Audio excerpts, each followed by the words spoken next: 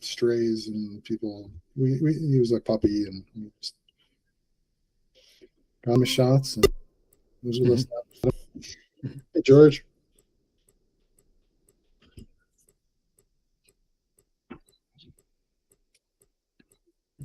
I didn't hear you, George, but welcome.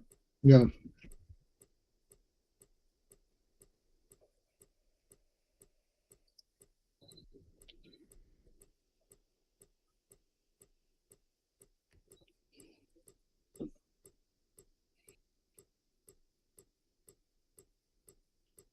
Howdy.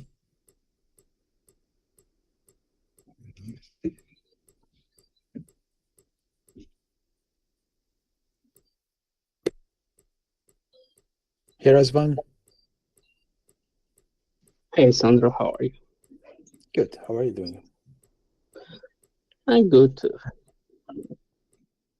Nice to see that you're keeping your plants alive. Oh, yes, I am. They're nice, right? Very nice. You don't want to see what's behind me, so. Hey, Max. Howdy. We can't hear you. You should turn on your mic. Hey, guys. Hello. Hello. Let me kick in streaming. Can you guys hear me now? Yes. Nice. You got it working. Okay. Hey, David. Good to see everybody. Hello.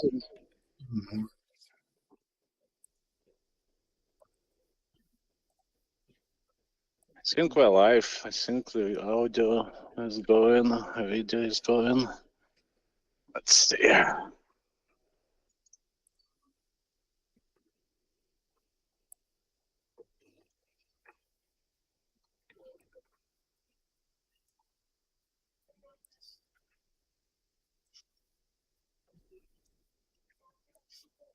Hi, everyone. Hey, Liviu. Lou. Hi. Hi, David. Hello. Hello, Razvan. Hey, guys. Max, Michael, Pavel. Hey. Well, something else I'd like to say, Max, is to welcome Michael along. I think Michael's a first timer from Sangoma there. So good to see you, Michael. And your doggy. Yep. That's Jamie. Great stuff. Good to have you along. Thank you. Okay, hopefully it's better.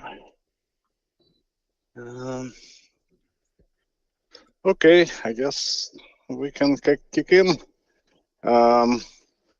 Hey, thanks and welcome everyone for joining with this edition of OpenSIPIt. It's been 2 years since we did it last time, so a little bit of time passed, but pretty happy to see everyone back. Let's start with our program. So, my slideshow. I share my screen.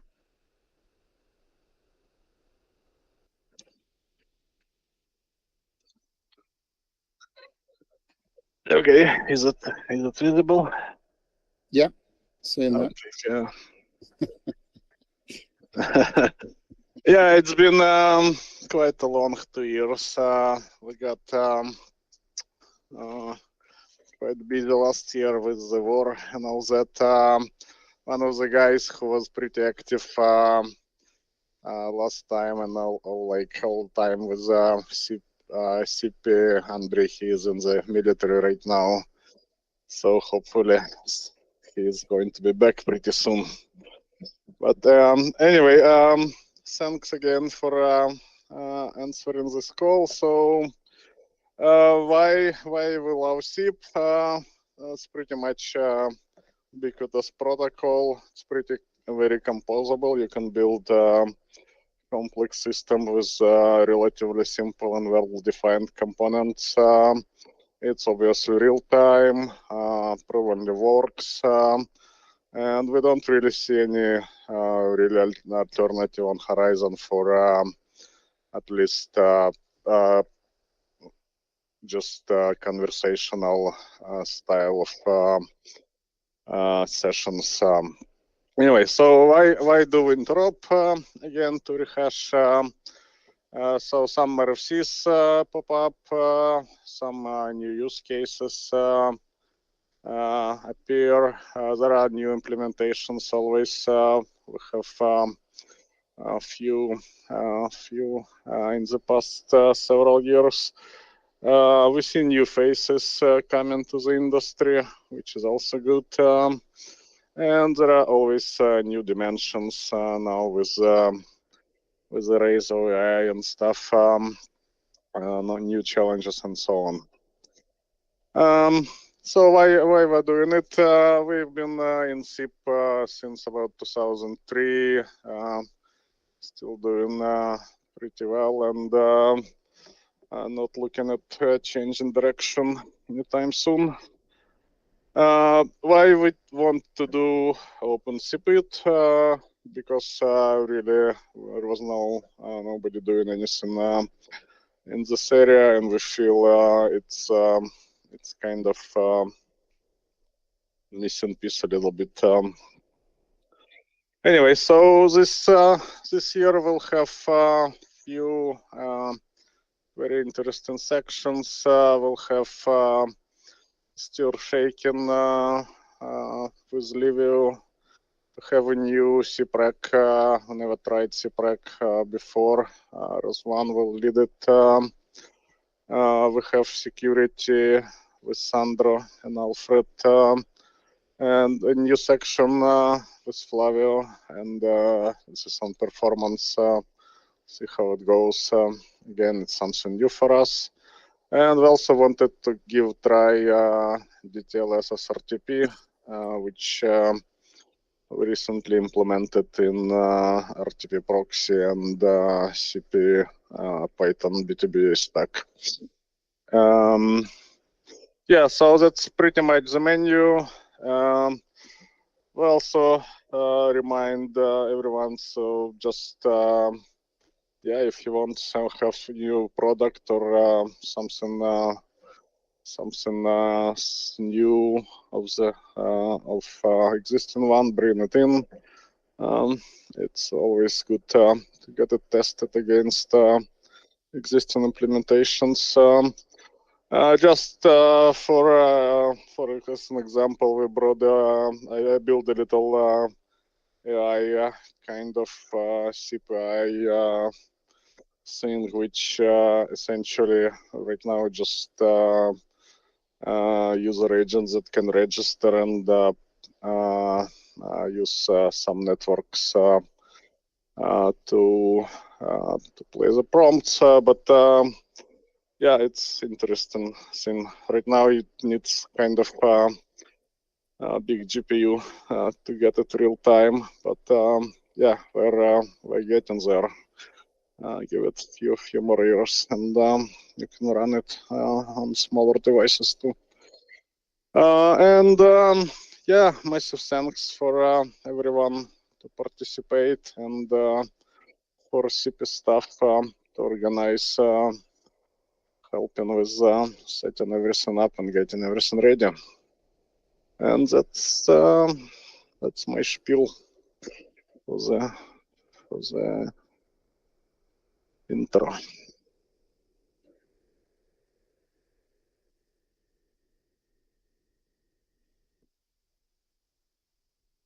Okay, so Liviu is speaking. Don't hear you. Yeah.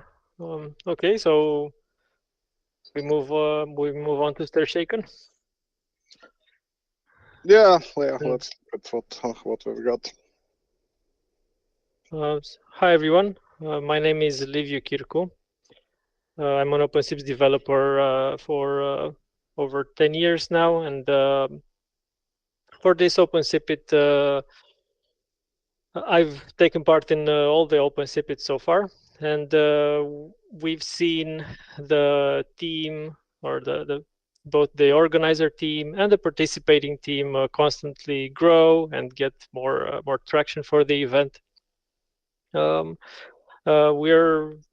glad to see new faces here this edition. And if you're not familiar with the format, it's kind of a hands-on approach where it's more about doing hacking and testing our implementations together in kind of in the limited amount of time we have for the respected session. So it's going to be quite action-packed, let's say.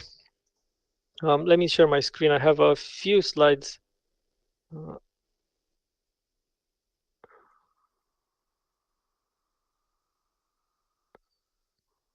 Is this okay? Let me present, maybe.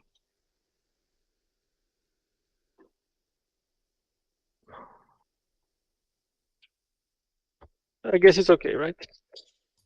It works. So,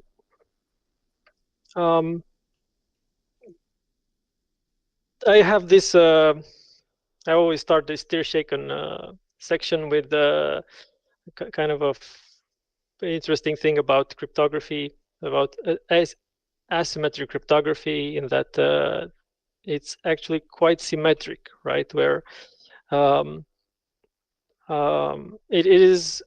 I'm working out my way to basically helping us understand more about how the signatures work and being more comfortable with them and the mechanisms behind, right? So we are used to working with public and private keys, let's say for SSH, right? It's for creating secure shells. And the way we know it is that we are using our public key to encrypt data, and there is only one person who can decrypt that data using their private key, right? We have the. Can I get a pointer? I'm sorry, I should have practiced this. I'll do it next time. Oh, L. Yes, L. Okay. So,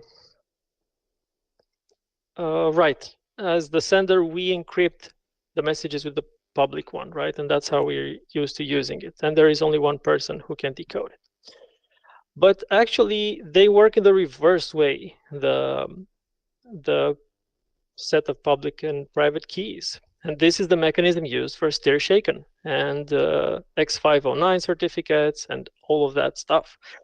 Because now we have our private key, right? We have our certificate issued by the certification authority, and we can create signatures that using the private key, right? This is the reverse way of using it. We create these signatures, we encode the message, and of course we make our public key available. That is the X5U URL in the identity header and STIR shaken in general.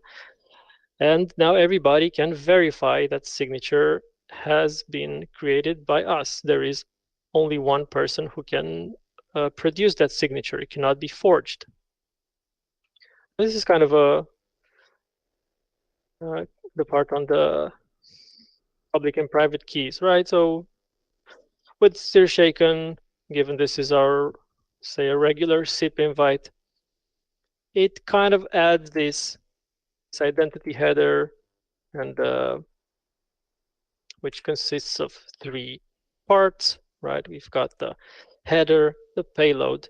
It's delimited by the dot. Now we have this is just base 64 URL encoded. Each of these, the first 2, right? Because the third one is just gibberish. It's just the signature. And once we decode them, you see the passport specification, and for the header and for the payload, we get the STIR information, the attestation, the origination, telephony number, the destination, and what's probably equally important or most important, the origination ID. This is a unique tag for the call so it can be traced back by, let's say, there is a need to trace it back. Maybe it was a fraudulent call, the actual purpose for which STIR was built. Now you can trace it back using this orig ID. You know exactly who signed it, and you can trace it back to that company. Right, and the last one is the signature. As far as how the STIR event has gone so far in OpenSIPIt, I was telling you we've gradually seen an expansion, an increased interest in the number of participating teams. While in the first edition, we've only tested with maybe FreeSwitch and OpenSIPs and SIPI-Go. Last year, I mean in 2021, we've added Asterisk and SIPVicious authentication service to the tests, and we managed to go through a complete set of tests there. We managed to fit them into the time frame, and hopefully we do the same on this edition as well. By the way, if you would like to, if you have something to add to the testing, right, if you have a suggestion, do let me know. I will go through the set of tests that we have here, the interrupt tests, and so we will do both interrupt tests, and right, to make sure our authentication service, let's say the FreeSwitch authentication service works with OpenSIP's verification service, and we will do kind of a combination of these, right? Or the OpenSIP's authentication works with FreeSwitch verification, and so on and so forth. It's kind of a matrix of tests. But at the same time, we can do some more advanced tests. And I guess I didn't respect my ordering of slides. Some advanced tests, right, where maybe we are using an expired certificate. Let's test it if the implementation rejects it properly. We are using a certificate with an issuance date in the future. It's possible that it's not yet valid today, so that should be seen as invalid. Or this is kind of an obvious test, but it's always right. We need to make sure we get this right. What if some person in the middle does tamper with the payload in the identity header, right? Because we just discussed the identity header is just a base64 encoded text. So you could change the attestation, right? But does the implementation on the verification side correctly, mismatch the signature or detect the mismatch and present you with the error? So this is the tampering of the attestation in the specific test. There will be this man in the middle OpenSIPs box that we can use it to produce these malformed, or rather malicious payloads. Also, you could say you change just one random byte in the signature. This is another way of producing a negative test, right, where we make sure we get an error result from it. Maybe it's, yeah, just kind of an implementation test. I cannot think of a practical way where this would happen. Maybe UDP, but I guess it's not the case. Or you could use, now getting into signatures, right, and chains of trust and I'm sorry, I hope you don't see my pop-ups on the screen. And the right, I was saying about the verifying that the chain of trust is correct. Does the implementation correctly reject self-signed certificates, right? That although they match the signature and everything seems okay, we need to test that root certification authority. Is it trusted? Is it part of our CAs in our added to our system?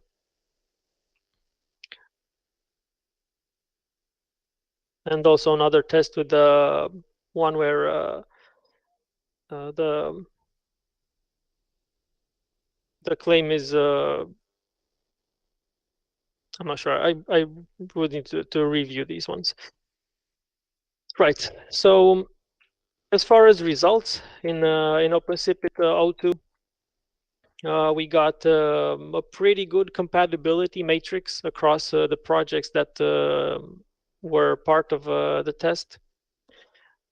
There were some parts which didn't work, right? For, I don't know, for example, asterisk authentication versus OpenSIP's verification, or there were some issues with I remember with the date header, or some little quirks that caused the test to fail. But all in all, we got positive results, and the teams got a lot from the event, and we a lot of us walked out with a better implementation and at least one patch in there. Okay, and finally, the status matrix with each of the specialized tests, right, where we try to break the implementation. Let's try to tamper with the attestation. Let's try to put a self-signed cert, expired cert, or that kind of stuff. We got some good results there as well with the implementations, fairly passing kind of all of the tests, ticking all of the boxes, pretty much all over the board. So that's what I have in mind for this session as well, to start from these tests. And of course, since it's a it's an open dialogue, why not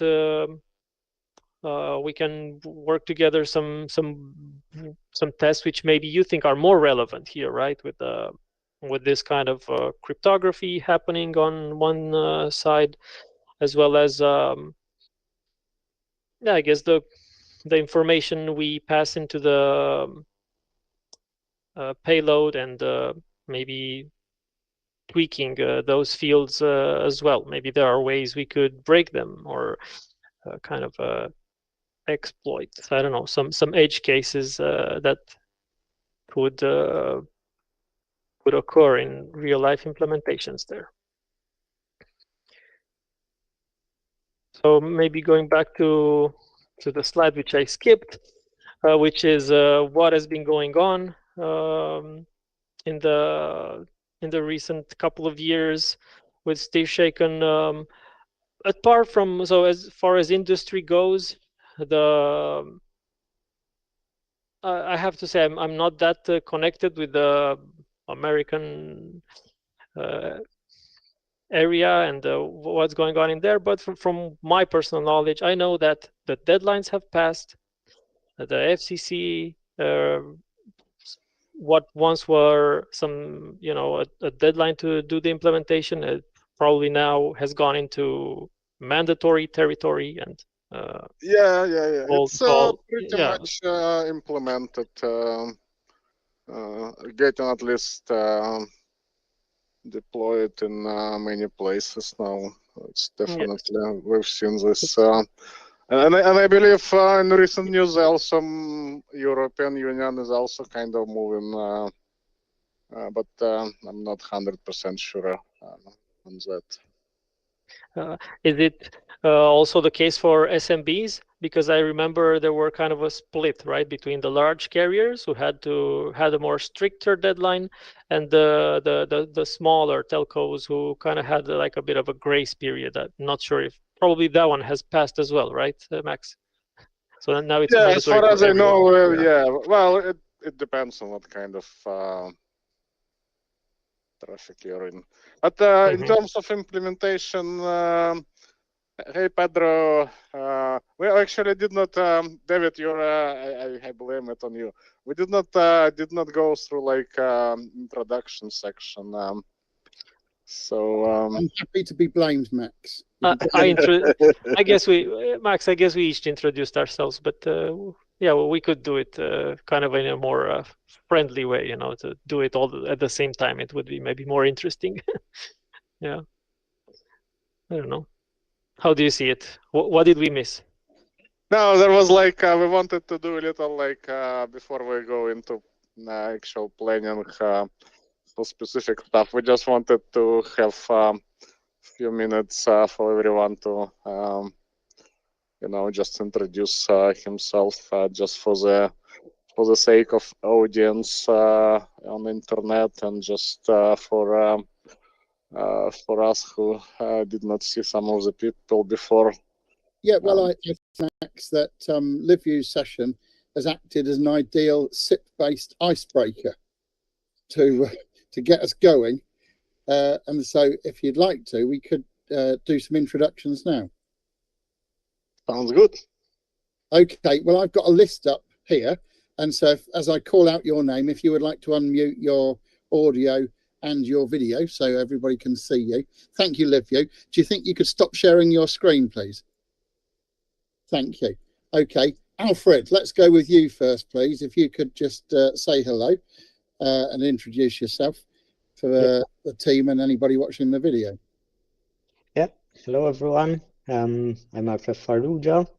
I work for Enable Security. I'm a penetration tester, and I'm the main developer of the tools that we supply, mainly the Vicious Pro, and now the attack platform that Sandro will introduce in a bit. So yeah, That's great. Thank you very much, Alfred. And this list is alphabetical. So next on the list is Andre. Andre, could you introduce yourself, please? Sure. Hello, everybody, again.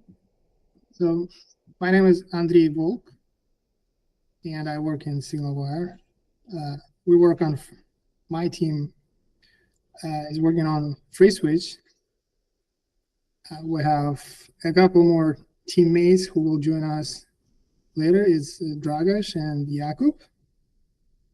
So you may know me as the guy who's responsible for FreeSwitch releases, numerous bug fixes. I'm the guy you fight with when you make a pull request to follow the coding guidelines.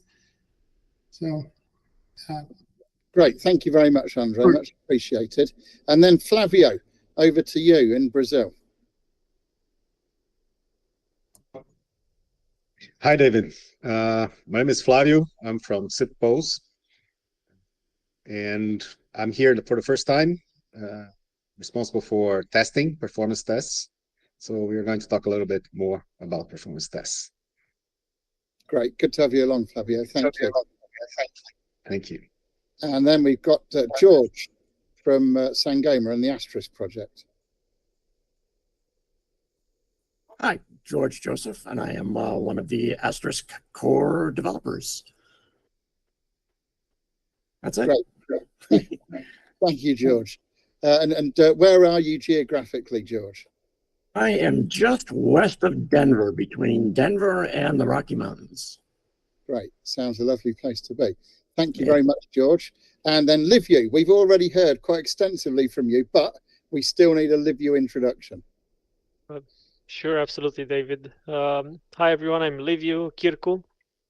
I'm a developer for the OpenSIPs project and the OpenSIP Solutions consulting company.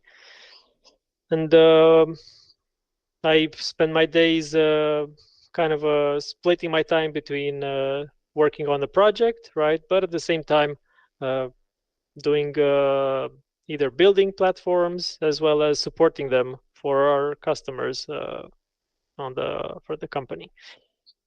That's great. Thank you very much. Thank you, Liviu. Much appreciated. And Max, an opportunity for you to introduce yourself. Hey, thanks, David. My name is Maksym. I'm from company SIPREC Software. Yeah, we do software on global scale, on global scale for all sorts of carriers, small and large. And we love open source, helping OpenSIP's project, helping other projects, and yeah, just love to both things together. Great, thank you very much, Max. Let's go to Michael now. Michael, again, Sangoma and the Asterisk project. Hi, yeah. My name is Michael. I work with George on the Asterisk team, and I actually live about half an hour away from George, oddly enough, because we just, the complete randomness that we end up working on the same team and living that close to each other. A couple years on the Asterisk team, but a couple decades in telephony and VoIP and all sorts of stuff. Where were you previously, Michael, before you came to Sangoma? Let's see. There's a small company called Excel that got bought out by Lucent, so I was part of Lucent for a while. And then we spun out into Dialogic, and then from Dialogic, my group got bought by Sangoma. Right, I'm with you. Okay, yeah, thank you for that. Now let's jump over to Pavel. If you could introduce yourself, please, Pavel. Hi everyone, Pavel Busal is here. I'm QA representative of SIPIt software here, and I'm looking forward to do some interop testing like we did last time. It's been long 2 years, so Stir Shaken is waiting and other interesting topics are waiting as well. Thanks. Well, thank you, Pavel. It doesn't really feel like 2 years, does it? I mean, I know it's been a time, but yeah, a few months. Pavel got recently another kid, just I think 2 weeks ago or something. Oh, many congratulations, Pavel. That's great news. Oh, thanks. So you might hear some noises in the background. I hope no. My background is dark with SIPIt logo today. Top class. Thank you very much, Pavel. And now Pedro, another first-time joiner. We're really grateful to have you along. Would you like to say hello and introduce yourself? Yeah, absolutely. Hello, everyone. My name is Pedro Sanders. I am creator and maintainer of Router.io. It's a relatively new player in the SIP arena. And yeah, I'm new to the event, like David mentioned. I'm based on North Carolina, United States, and I've been pretty much watching the industry from the sideline for many years. I decided that this year I wanted to change that and get to know more people. That's me. Excellent. Right, yeah, it's great to have you along, Pedro. Thank you for joining. And then Razvan, a bit of an older hand. Hey guys, my name is Razvan Crainea. I've been with the OpenSIPIt project for 13 years now.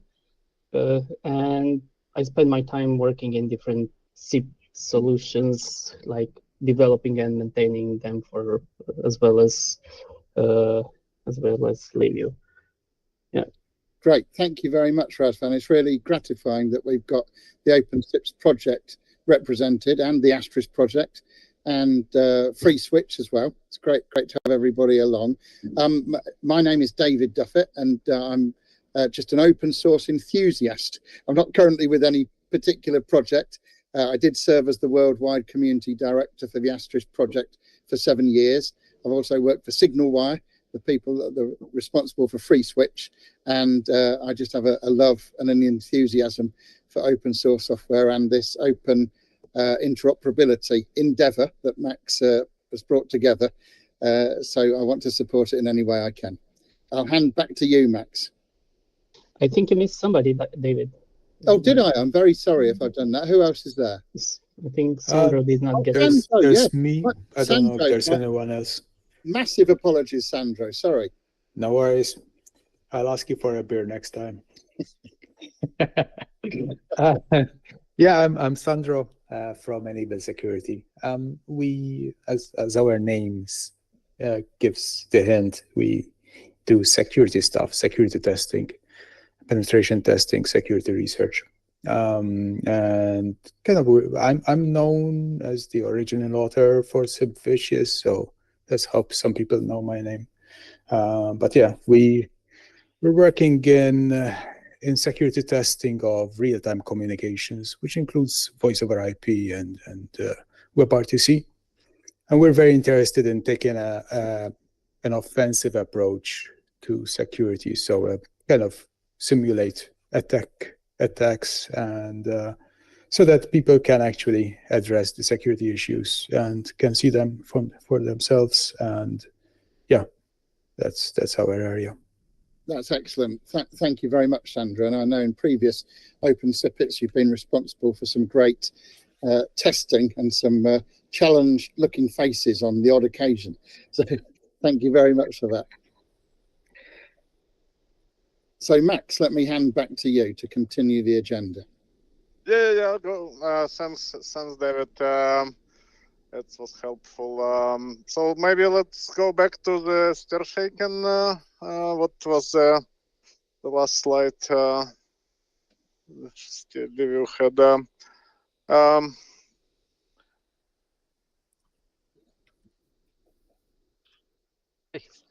am unmuted now.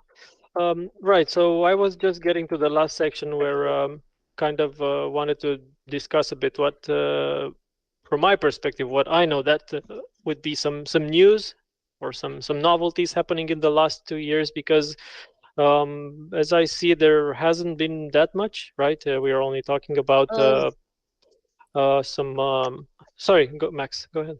Well, I mean, there was like at least several times we've bumped into people really wanted to do like kind of chain of. So instead, when you go through some service, I think there's some extensions they are working on, or maybe it's already in some kind of standard, where you can essentially, if you just passing through call, you can just append another signature instead of replacing it. But yeah, I'm not 100% sure where it goes. Oh, interesting. Thomas. Oh, hi, Thomas. Thomas. Hello there, Thomas. Good to have you along. You're muted, Thomas. Hey guys, how are you? Hey, Thomas. Hey, actually, that's interesting. So I did not hear you from you guys, but Thomas, so we just went through like introduction of everyone. So maybe you introduce yourself just for the sake of audience and everyone in the room. I'm muted. Thomas, you need to unmute again so we can hear your introduction. Okay, great. Yeah, I think I'm hearing echo all the way through. Thanks. Yeah, I'm over here. Can you guys hear me? Hold your hand if you can. Fantastic. Great. Well, just a quick introduction. My name is Thomas. I've met a few of you, not all of you. I'm an old-time web developer.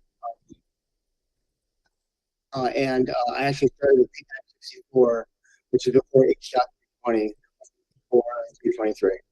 So today is looking for some integration for a new framework called Conserver.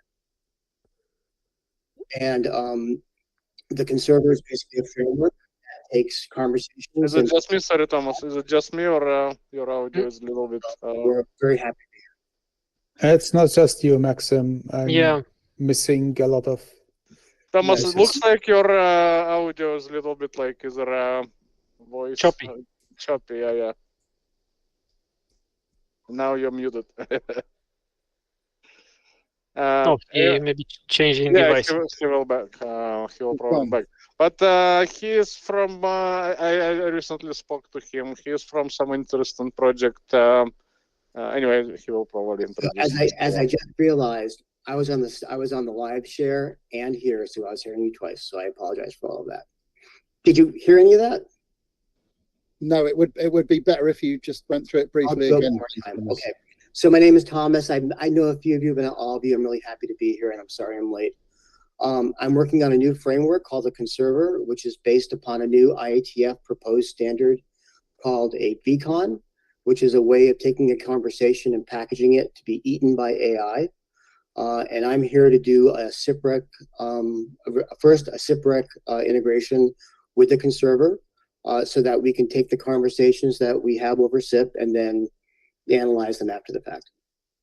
So if you're into SIPREC, if you're into AI, if you haven't heard about VCons yet, I would love to introduce him to you. I think it's a great idea, and we do have a working group assigned in the IETF now, so it looks like it's getting more and more real. Great. Nice, great. Okay, let's get back to STIR shaking, right? Sorry, Liviu. If you might want all good. Interrupted presentation. I don't mind. Okay, so one piece of news, or rather something that might be interesting, is the verification, the verstat parameter, which is used to offer hints as to the verification results to the called device, right? So that it can display maybe some corresponding information to the user as they receive the call on their phone. So maybe we would, if this is something worthwhile, we could. Well, we have it actually implemented. So yeah. if you want to test it, we can definitely test it. We have, at least on our end, we have implementation for this. Okay. And another piece of news, I'm not sure if it's recent in the last 2 years, or if I haven't run into it even, or if it were there even before 2021, but it's with regards to reach call data. So this is it's part of the new draft, which is still ongoing from what I've seen, and it basically it allows the calling operator to introduce more information regarding their caller into the passport, right? You can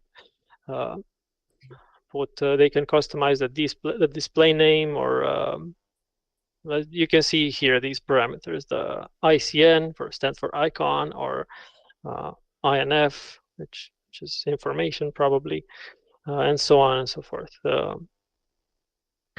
Data with regards to identity, pretty much.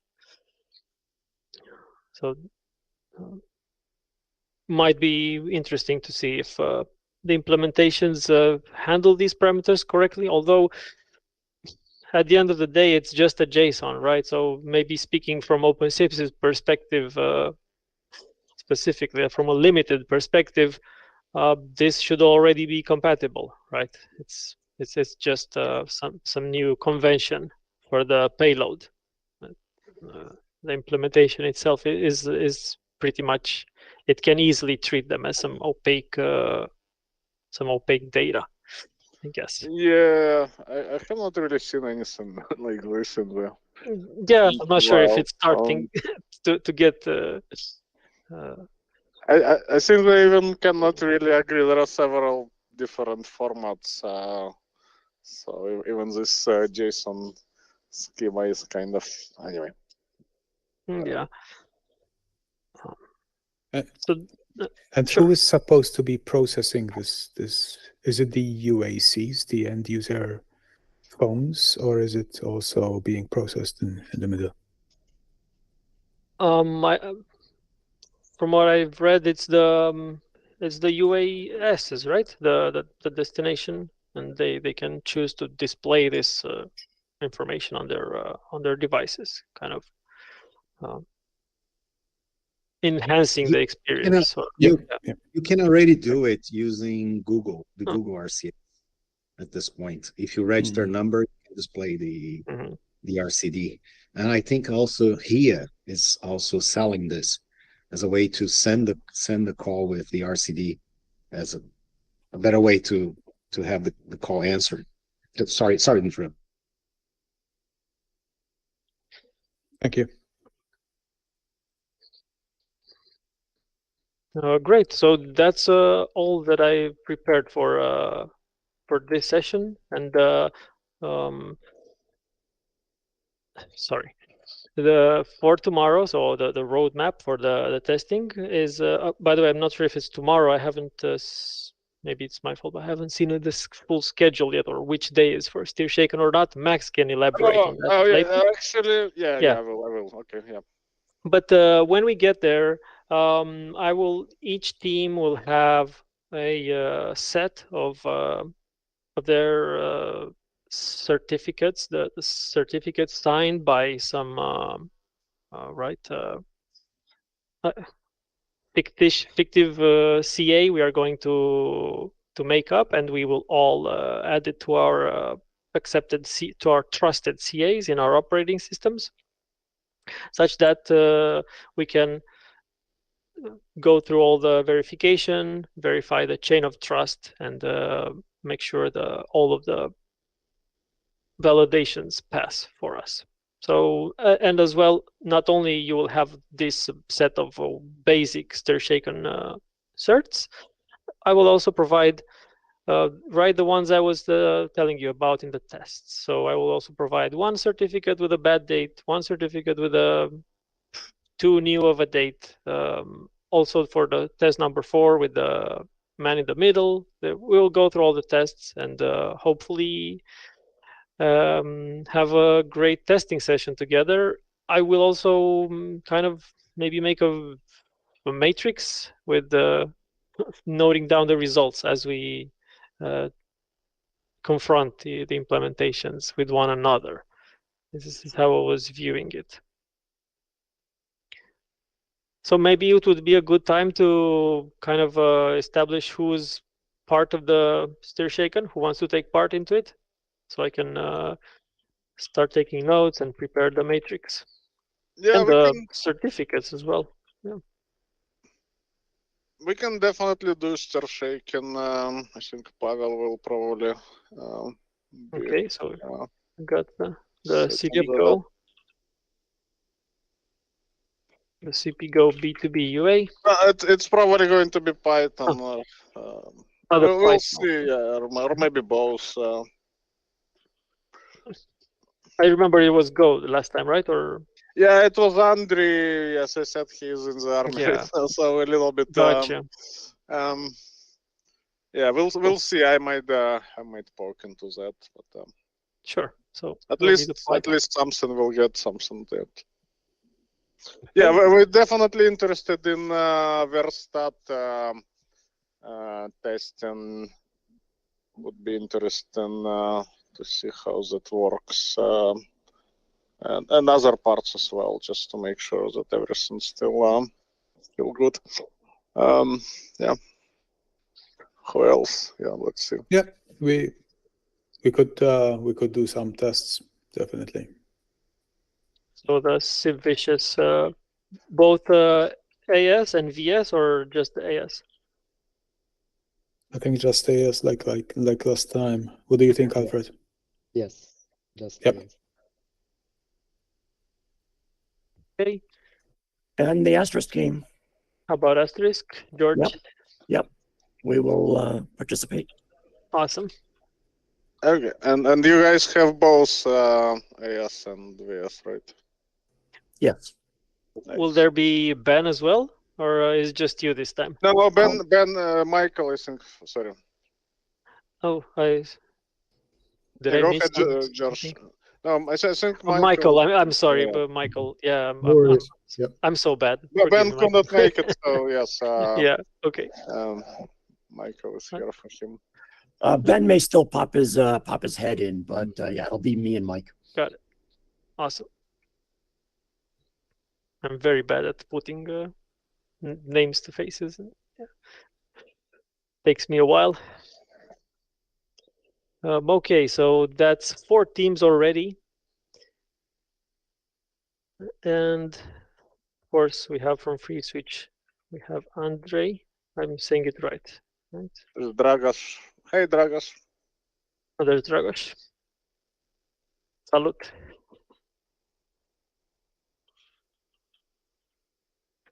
Okay. What about Free Switch? So we have a confirmation there, right? For Free Switch or not? Yeah, sure. Okay.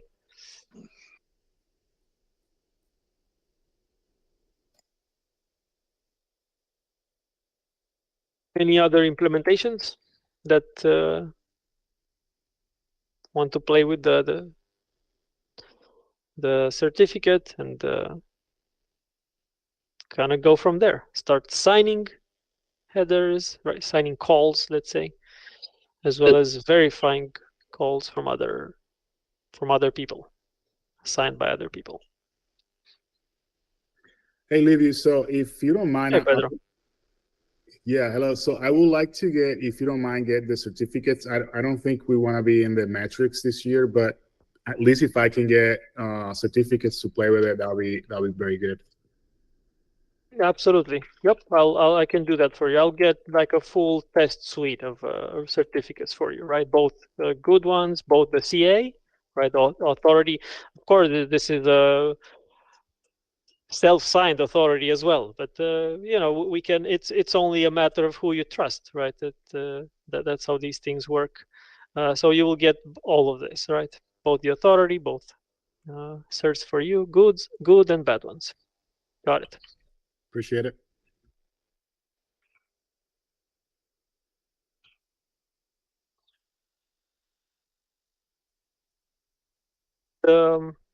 Maybe that would have been an interesting slide. The STIR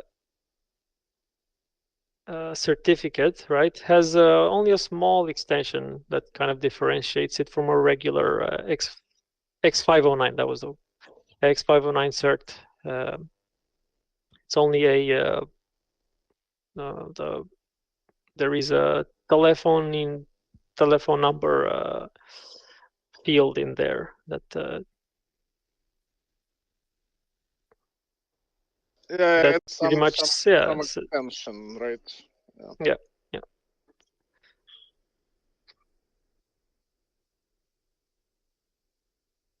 Otherwise, it would work with maybe a plain right SSL certificate, kind of or your regular website HTTPS certificate. Yeah, but then where do you put the number, right? Exactly. So that's why you need the specification that the cert guarantees or asserts that you own a set of numbers.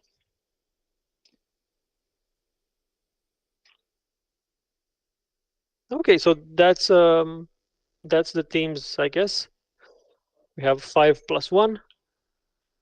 We are getting some traction. Maybe next year we have the router implementation, you know, ready to do some testing. Okay. So I guess that's as far as the information. I think for somebody like conserver, that's also kind of important if it records like rich call data. Probably want to record STIR shaken like information as well. Just as a side note. Yeah. Cool.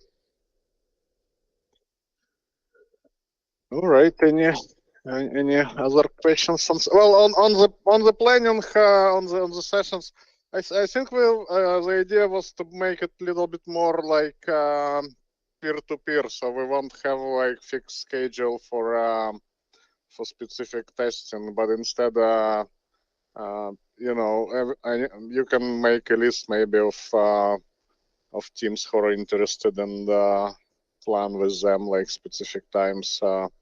So you can do other activities if you want. And every like for everything else, like we want to try this for a kind of approach. So we won't have like a specific section for STIR shaken or a specific section for SIPREC. Kind of run everything in parallel. I see. Okay. So we will have different tracks, let's call them, or yeah. There is like I guess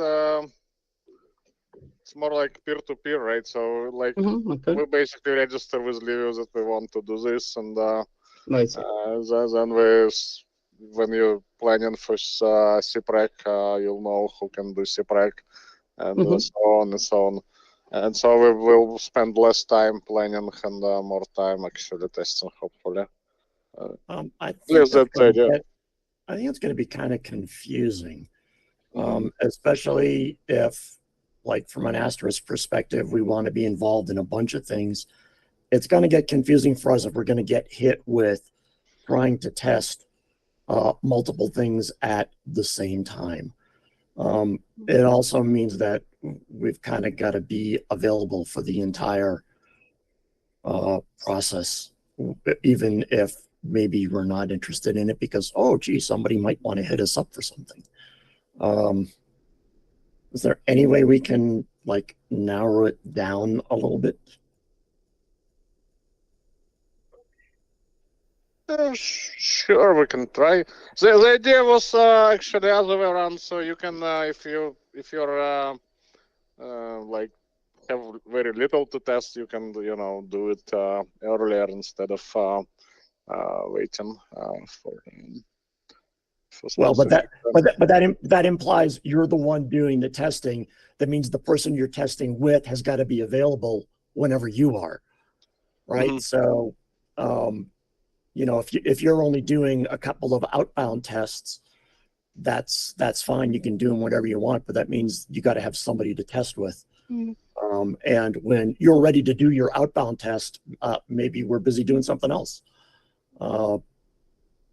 So, I mean, we can see how it goes. Yeah, we can try. Yeah, we can try and see. It's always can always change stuff. But yeah, we'll try and see how it goes, I guess. Okay. Max, one quick question. Is there going to be a Slack channel? Or somewhere Oh, it's already. Let me invite you. Okay. Yeah, okay. Yeah, I will send the invite. So I guess unless there are any other questions on STIR shaken, can move on to SIPREC and Razvan. Yeah, sure.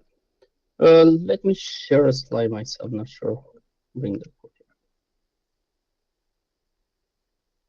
here.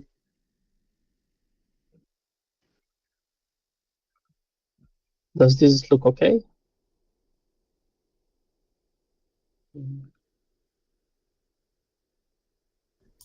Nothing, nothing yet. Yeah. Nothing yet, okay. Now it's good.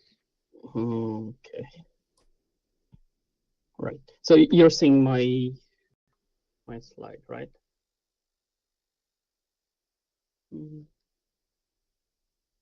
do see my slide, right?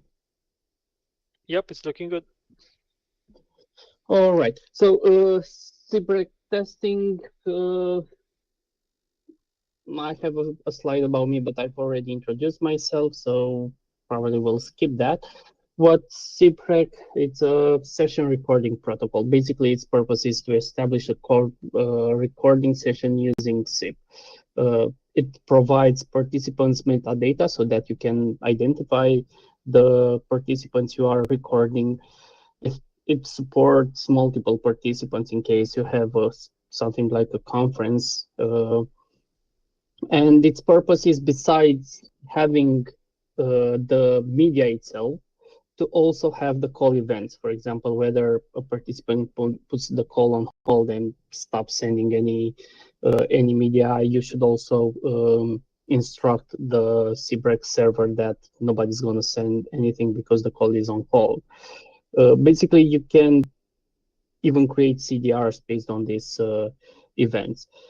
The nice thing is that everything is wrapped up in a standards, in actually a set of standards, so can be easily implemented by both telephony companies as well as services that only offer recording capabilities. How it works, I'm not sure this was supposed to be a presentation, but apparently doesn't look like one.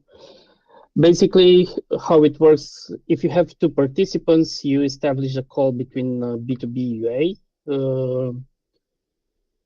and along the call, there's a parallel call, let's call it, which is being sent to an SRS server. This is a SIP recording server.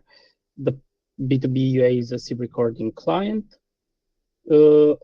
Everything is carried in a new protocol called SIPREC, which is part of the SIPREC, let's say, framework. And if you have, for example, a conference, like a third participant which joins the call, the recording server would be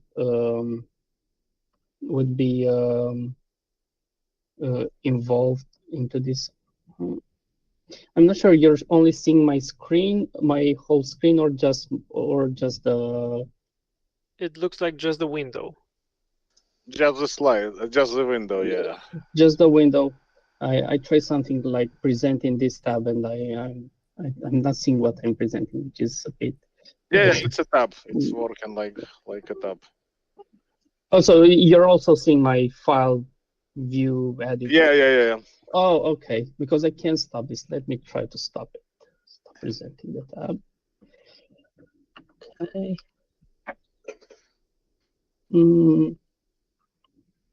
Please bear with me a bit. I don't know how to take the call out of this.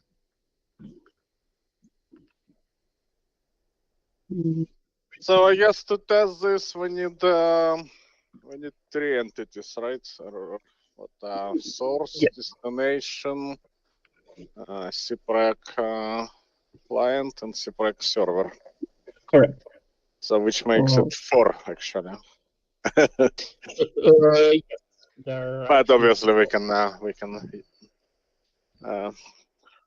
use SIP double P as both client and source. Yes, either that or CP. That's why I asked you whether we can. Let me find this.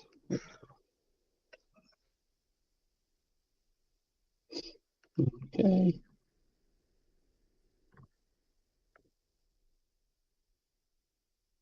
Oh, right. I think it's better now, right? Yep. Yep. Apologies for that. Perfect. Okay, so the idea is that, for example, if Razvan wants to call Max, we establish like a playing call between Razvan and Max using a B2B.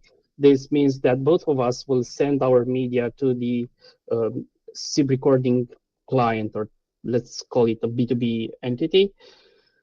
And there's a fourth entity, just as Max pointed out, an SRS, SIP recording server, that once the call is established, it can start a new call one-way direction using SIP, SDP, and the third protocol called SIPREC, which contains information about the participants. I used R and M, the initials of Razvan and Max. What it will also do is fork the media that passes through it. It will be forked to the SIP recording server. So it basically can be two different streams. Of course, we can also mix together in one stream. So the protocol does support it, but it depends on the implementation. It depends on the server, whether it accepts it or not. Having them in separate streams offers some nice features that we will see. So this is basically like a very simple, we call it proxied call. However, you can have like a third participant joining in a conference room. So again, it will establish like its own separate call to the B2B conference room that will essentially generate an update in the initial SIPREC call with Liviu's information, saying, hey, Liviu has joined. He will start sending its own RTP. So as you can see, there are now 3 different RTP streams. So basically, this is how it goes. This is a very simple example, an essay grep I took earlier today, showing the entities and how it works. What we have here is the main call. So this is like a very simple proxy call with, it's also showing the RTP streams. So here the SRC is on RTP, is OpenSIPs plus RTP proxy. which gets the RTPs forwards it and the other way around up until here. Once the call gets established, we start another call to the SRS. This is the SIPREC call. And as you can see, there's only one way audio. So basically, we will fork the audio. We will copy the audio down to the new call in a completely separate call. This call also contains the SIPREC metadata. Finally, when the call actually gets terminated, we also terminate the SIP call because, for example, in this scenario, we only have 2 participants. Therefore, there's no point keeping the call online. However, if we have like a conference room, we should be keeping the call as long as there's no participant, until there's no participant. Sorry. Hey, Razvan, well, just a quick question for you. Sure. I'm just curious. I was looking at RTP proxy implementation of that copy command. Turns out we don't really return the port. So how are you just putting like a fake port, or how do you go about this in your SRC? Right what I'm doing is we're just making up ports. So in this invite, we just put like a random port. We are saying we will be sending traffic from, I don't know, whatever port. Yeah, but maybe that's something we can fix. Yes, ideally. So actually, indeed, there's no command I can go to RTP proxy to send, hey, allocate me on a port and for that's what is not. I realized this recently. Just maybe we can fix it. The thing is, our SRS says implementation with tested so far don't care that much. I mean, but it becomes important obviously when you're implemented. If you're behind the NAT or and you probably from security perspective you don't want to accept from random ports. If you're behind NAT, doesn't matter that much because the router will randomize it anyways, right? So that's why we afford it. Let's say like that. But if you want to enforce some sort of security, yes, you should be latched or locked down to that port it was advertised. So yeah, definitely it's a good idea to pre-allocate it. On the flow there, you show 2 invites going towards the recording. This is a retransmission. This is a retransmission. Oh, okay. Oh, yeah, I can't see it that well. Okay, it's a retransmission. Sorry about it. It's one invite with multiple streams in the STP. All right, with 2 streams in this. I will actually show you. This is actually the SIPREC attached in that invite. This is precisely, I took it from the capture. So basically, it says the call is complete because it was answered. Participants you have to assign them a unique ID. This is the unique ID we are using. So actually, this is a session. Session SIP ID. This is the call ID of the session. We have here 2 participants. It's Razvan. Well, it was a local test, so everything was done on my machine. That's why I just used some aliases for a better representation. But this essentially is Razvan. This is Max. The 2 participants, they have associated some recording session that started at this moment, and participants are linked to this session ID we declared earlier. There are a bunch of other like, let's say XML properties that you can attach to this XML. But yeah, it's a matter of implementation, whether they are needed, whether they are used, and so on. Does it sound good for you so far? Yeah. It is. I mean, you may talk about this later, but of course, is the session always initiated by in this case, like the B2B UA, it's always an outgoing thing, right? You wouldn't expect the source in the SRC in this case to actually accept a SIPREC request, would you? The protocol allows this, but we are not implementing. I mean, OpenSIPs is not implementing it, so I'm not sure if that's the question. But for example, if you may say, hey, I want to record this participant, the SRS might send an invite to bump into that. Let's say, Gotcha. so the protocol allows you. It's a matter of implementation whether you are supporting it or not, right? Okay. We are not supporting it. Gotcha. Thank you. You're welcome. What kind of challenges does SIPREC? Well, for us, OpenSIPs, not sure how many of you know, but OpenSIPs it's a proxy. So, however, signaling, the RFC actually states that this cannot be done by a proxy. However, we managed to do it. That's because we have some sort of a B2B behavior. That invite needs to be, it needs to act as a B2B, right? It needs to reinitiate the call to the SRS and answer it and basically manage everything for it. And this might become some complex handling of events. Of course, being a proxy limits us to only 2 participants. We can't really offer conference capabilities.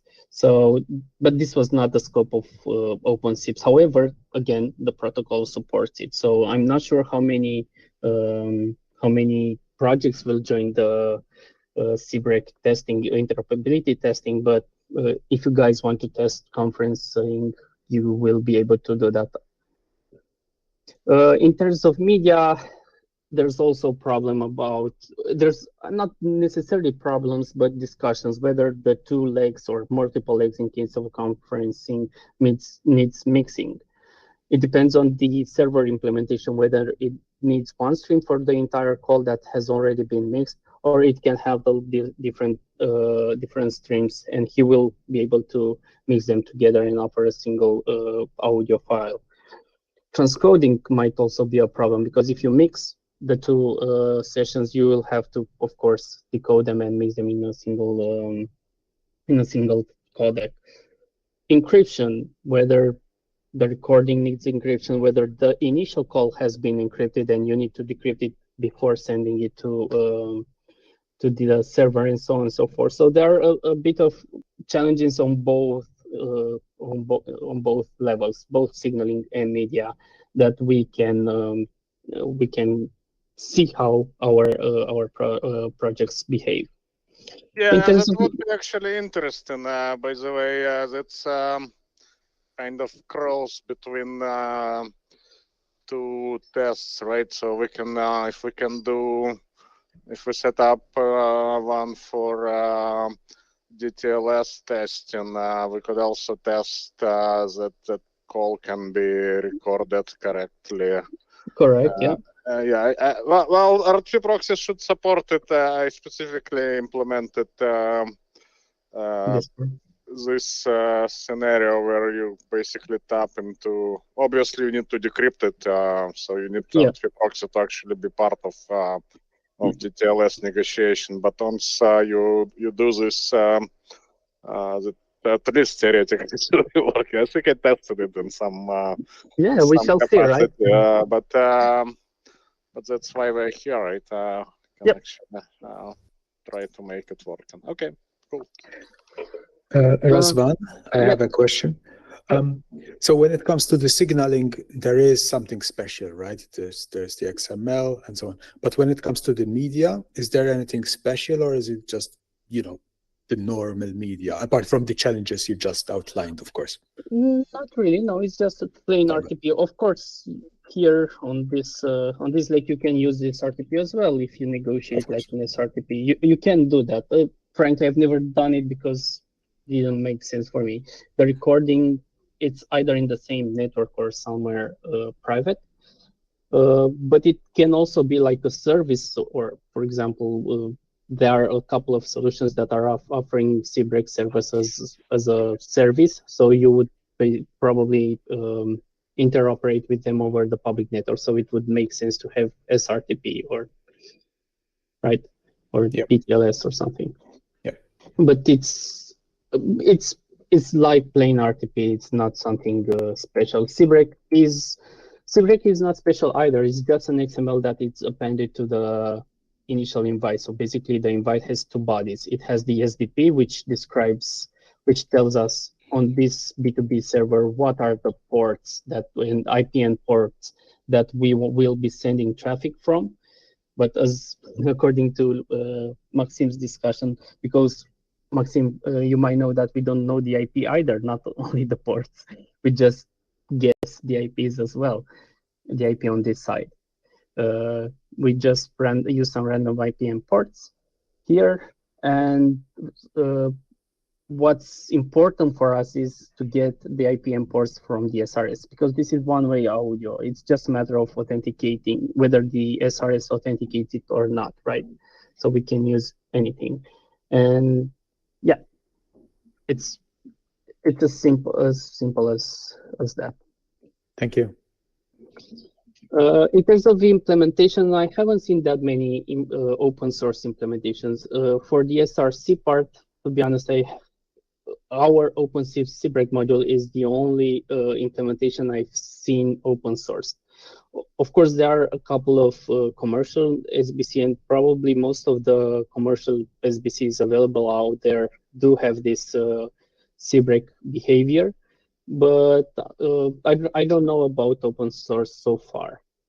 I think Maksym has done some sort of proof of concept. Did you, Maksym? Not yet, but I still have a few hours. I believe Thomas might have something. I'm here to help.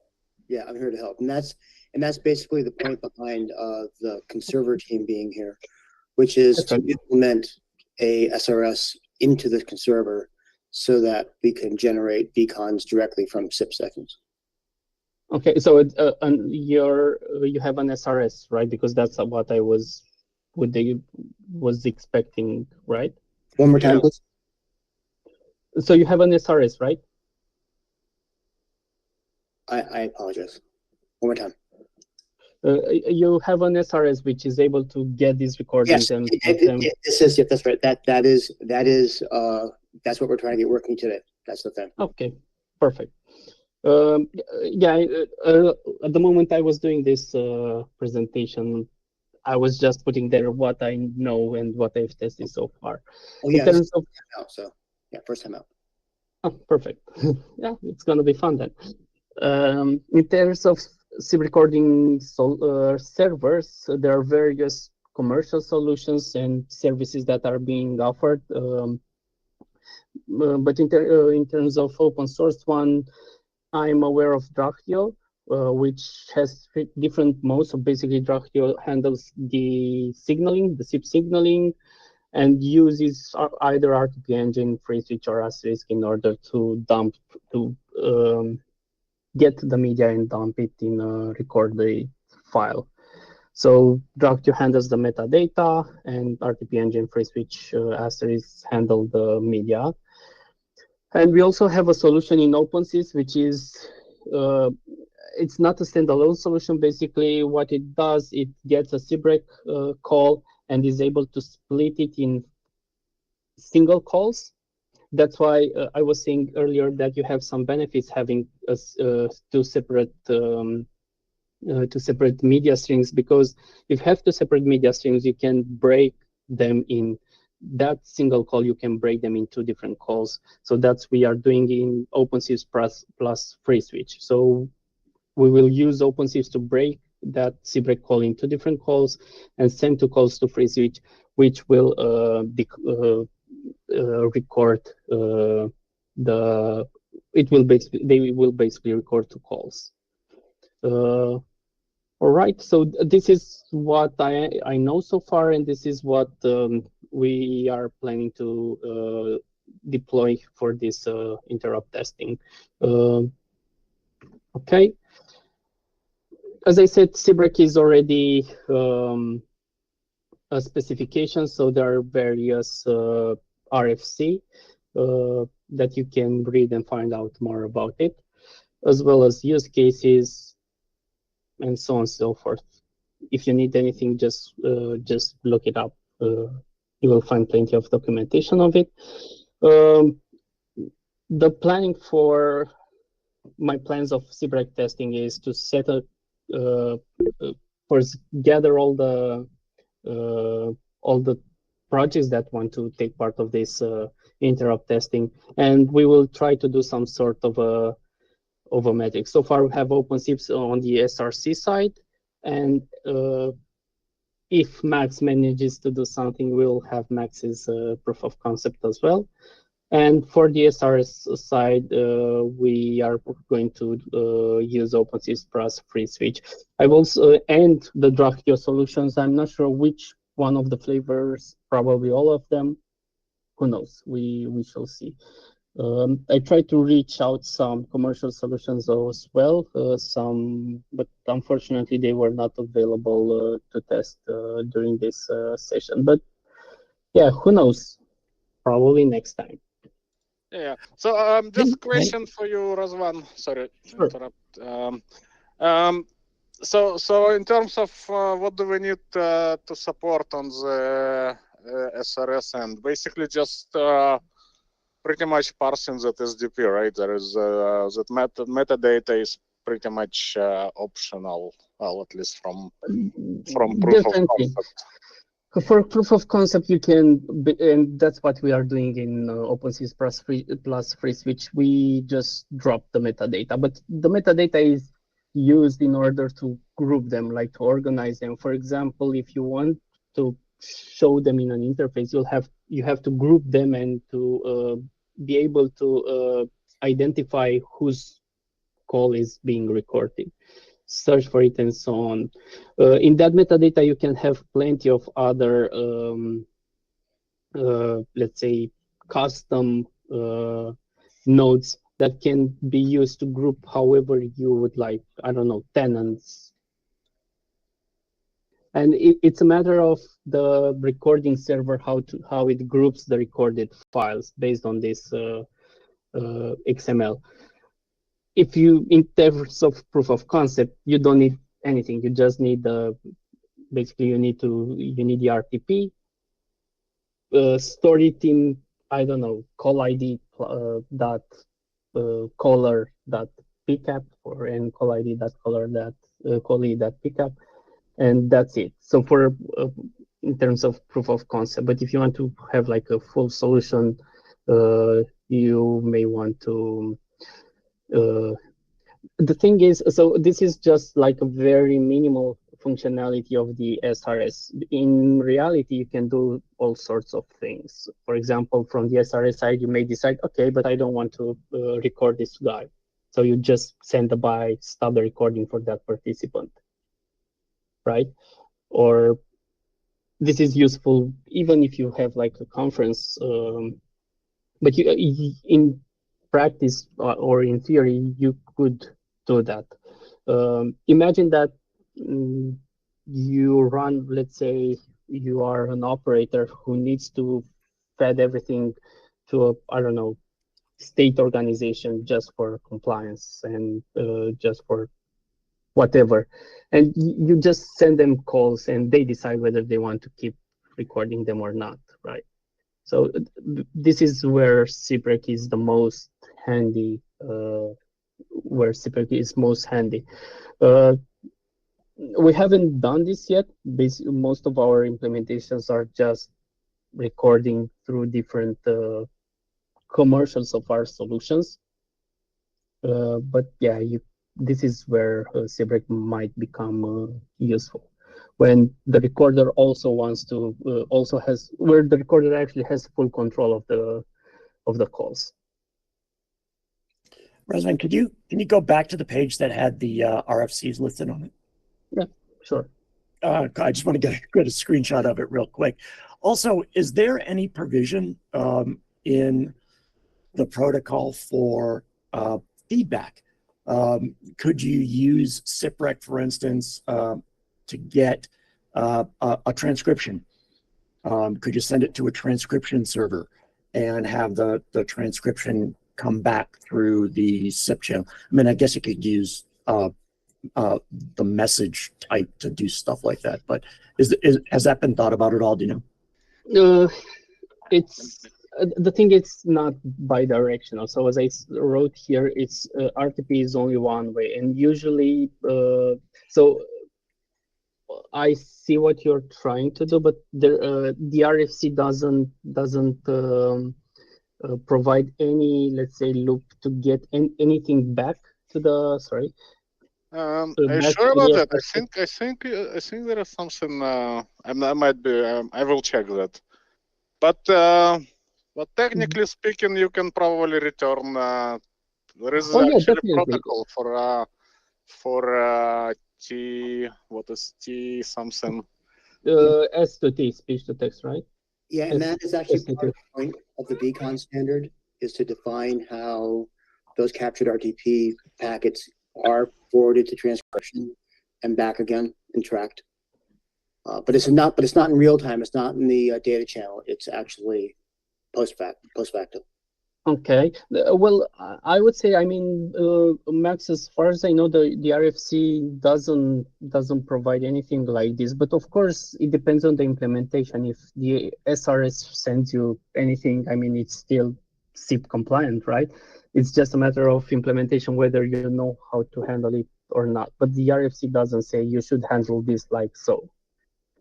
All it does is the SRS can send pre-invites, it can send update, it can ask for a snapshot of the current state. For example, they can send a re-invite saying, hey, what are the participants in this recording session and so on. And you need to provide that XML. But besides that, the protocol itself doesn't say anything. But I don't see why you wouldn't be able to have like SDP, SIPREC, and like a third protocol inside that call if the SRS provides it, a third protocol saying, okay, this is how I want you to provide me the transcripts. But it's not part of the SIPREC. It's just part of some other SIP extension, probably. Thanks. I think can I say something, please? Sure, please. Yeah, I think this thing with the RTP going to the SRS, I think the question is if it's really real time or not, because if it's not real time, for example, you don't need the jitter buffering, all that. Can you, for example, tell the quality of the call, of the real call from the stuff in the SRS? No. So it's real time.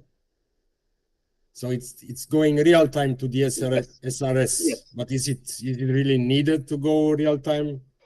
Because it's going to, the code is going to be a bit more complex, right? Yes, definitely. But this is how, yes, it needs to be real time. I mean, this is how you can post. You can post do it. I mean, you could, but at that point, if you involve mixing, actually, you need like a time base for both streams.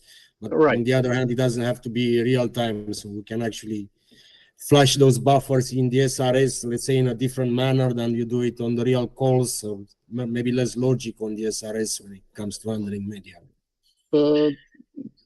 Yes, I would. To be honest, I don't have like the entire expertise for this. We are relying on RTP proxy and RTP engine to fork the media, and as far as I know, they fork it like real time. I mean, I'm pretty sure they fork it real time. They can do some packetization, but that's it. No, it's real time. It just makes no sense, and it's amount of memory you would need like for just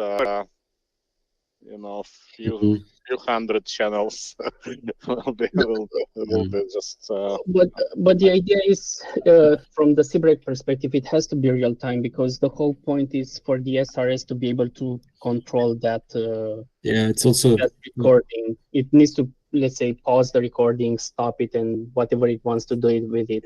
And if it's paused, it doesn't make that much sense, right?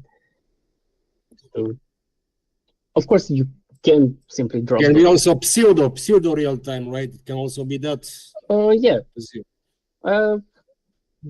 I mean, they wouldn't know. Let's say they wouldn't know. Yeah, so It's whatever you send them. Well, unless you use something like STIR shaking, right? Then you have some kind of validity period of that signature. Anyway. Yeah. Okay. Also, what we have probably we try to put something together, and we have Thomas, and we have OpenSIPs. What who else? Who else can do SIPREC? Great. We can't. FreeSwitch doesn't do SIPREC, unfortunately. We're but we will use interested on on the topic and how it works and everything. But yeah, I mean, we know people are doing SIPREC with it, but it's not something that we say, okay, we have it and it works. Mm-hmm. I mean, because we don't. Somebody will come with pull request. Hopefully, one day. Maybe you. Oh boy. I wish. So many projects, too little time. Anyway, okay. Anything else we want to consider for SIPREC?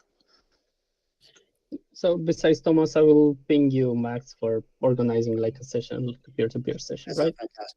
Yeah. As soon as I have something ready, I'll definitely ping you. And definitely maybe look at extending the protocol. Maybe we can patch it up at least in the proof of concept, so we have some real ports. Because as George said, it would be at some point even interesting to get something back from that SRS server, because it could be, for example, some kind of transcription. We can even use that funny. Lorenzo was demoing on Camellia Vault the protocol. There is a RTP extension for text where you can put text into RTP. It's kind of funny because it does a lot of redundancy, so you send redundant chunks of text. But there is RFC for that even, so you can even return some kind of transcription and record it, for example, in the bit. Even just passing back a URL to listen to the recording later. Yeah, well, URL you can pass in SIP, right? You can, since you control pretty much that SIP exchange between SRC and SRS, you can put all sorts of extra information in headers or in that specific SIPREC, right? You can have some kind of custom attributes, Razvan, in that SIPREC. And the only problem with this. Yeah, the only problem is sorry, go ahead. It's not compressed, right, in any way, so it's just plain text. Is it metadata? Is it compressed or is it just no? Okay. No. So message size at some point is probably going to be. You might consider running TCP between. Oh yeah, definitely. I mean, that's what we are doing. That's what we're doing. Yeah, that's a very good point, because basically, as you said, in that XML you can have more or less everything, and SRS might feed an update, let's say. Actually, this is how it says, just mute this or take this participant out of the recording session. So it sends its own XML that can contain anything, including a transcript. It's just a matter of us getting it and extracting it. But yeah, that might work. Let's see. Yeah, it's something interesting if you can do that. You know what? Yeah, we could also put something in the SIP OK message that is in response to the buy. Think about that's true. You can put some reason or whatever. Yeah, but at that point, this means that it has to be, the transcription has to be real time, right? I mean, at the end of the call, you still need the last words of the call. Well, but kind of the point, right? Because at that point, if you want to get the recording back, that's when you'll have it. But that means you will delay the 200 OK until you have them, right? True. Yep. Well, you might, figure out URL before you actually. Oh, just the URL, yeah, and yeah, that might work as well. Just send the URL even though it's not available. The transcript is not available. Correct. Okay, so this is what I had prepared for today. I think it took longer than I expected. Sorry for. No, it was pretty good overview. And yeah, interesting stuff. I personally think it's going to be used more in the next several years, but we'll see how it goes. Yeah. What's the usage like right now? Do you have any idea, Razvan or Maksym or whoever? The usage scenarios? No. How people are using it?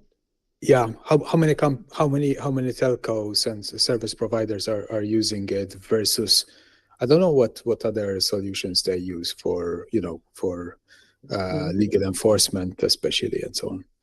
Well, it depends, I guess, on how sophisticated or what you can do it in all sorts of ways, right? You can do it with RTP proxy just fine. It's just a matter of processing those RTP packets and rearrange them, group them as you wish. I mean, it's not necessary, but again, it's your own. If everything is in your own garden, you can do them as you want. However, if you want to, as you said, integrate with law enforcement, which is a different entity and it's not your own yard, then you'll have to provide it. Frankly, I've never seen it somebody doing in such a way, but it might become, as far as I know, the requirements, the legal requirements, is to keep recording for yourself and provide them if requested, right? So you can do everything in your own, but this means that they are not real time. It depends on what are the. I've never seen them like being sent to law enforcement. However, I've seen it a lot being used just because it offloads everybody's recording jobs. So people are using it, and there are a lot of providers which simply it's very easy to interconnect, right? You don't need to do anything. You just send a SIPREC call there, and you'll have the recording, everything wrapped up in a nice interface that you can download and provide it, as well as metadata to your clients and law enforcement if needed. So you don't have to, because for those of us who have done recording, it's not that simple as it looks. As Dragos said, you also need to take care of mixing channels together, timestamps, putting and so on and so forth. So it's not an easy. Yeah, so what's recorded is as close as what the users hear, right? That's the idea. Yes. That's why maybe just recording on the SRC it's actually better, because this is how we do it. But indeed, in the context of legal interception, I think this kind of applies with the SIPREC and all the stuff added. Yeah. But yeah, that's true.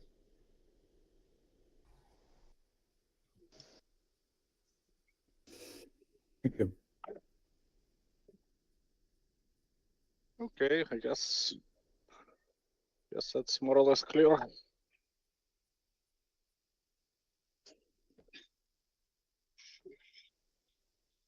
Should move on to security. Is it my turn? Yeah. Thanks, Razvan. Great presentation. Thank you. I see you prepared. Good luck, Sandro. Thank you.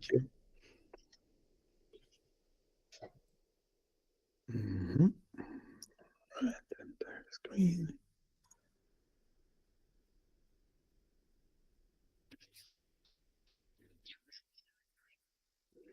All right. Can you see the screen now? Yep. Yep. Yeah, looking good. Okay. Thank you.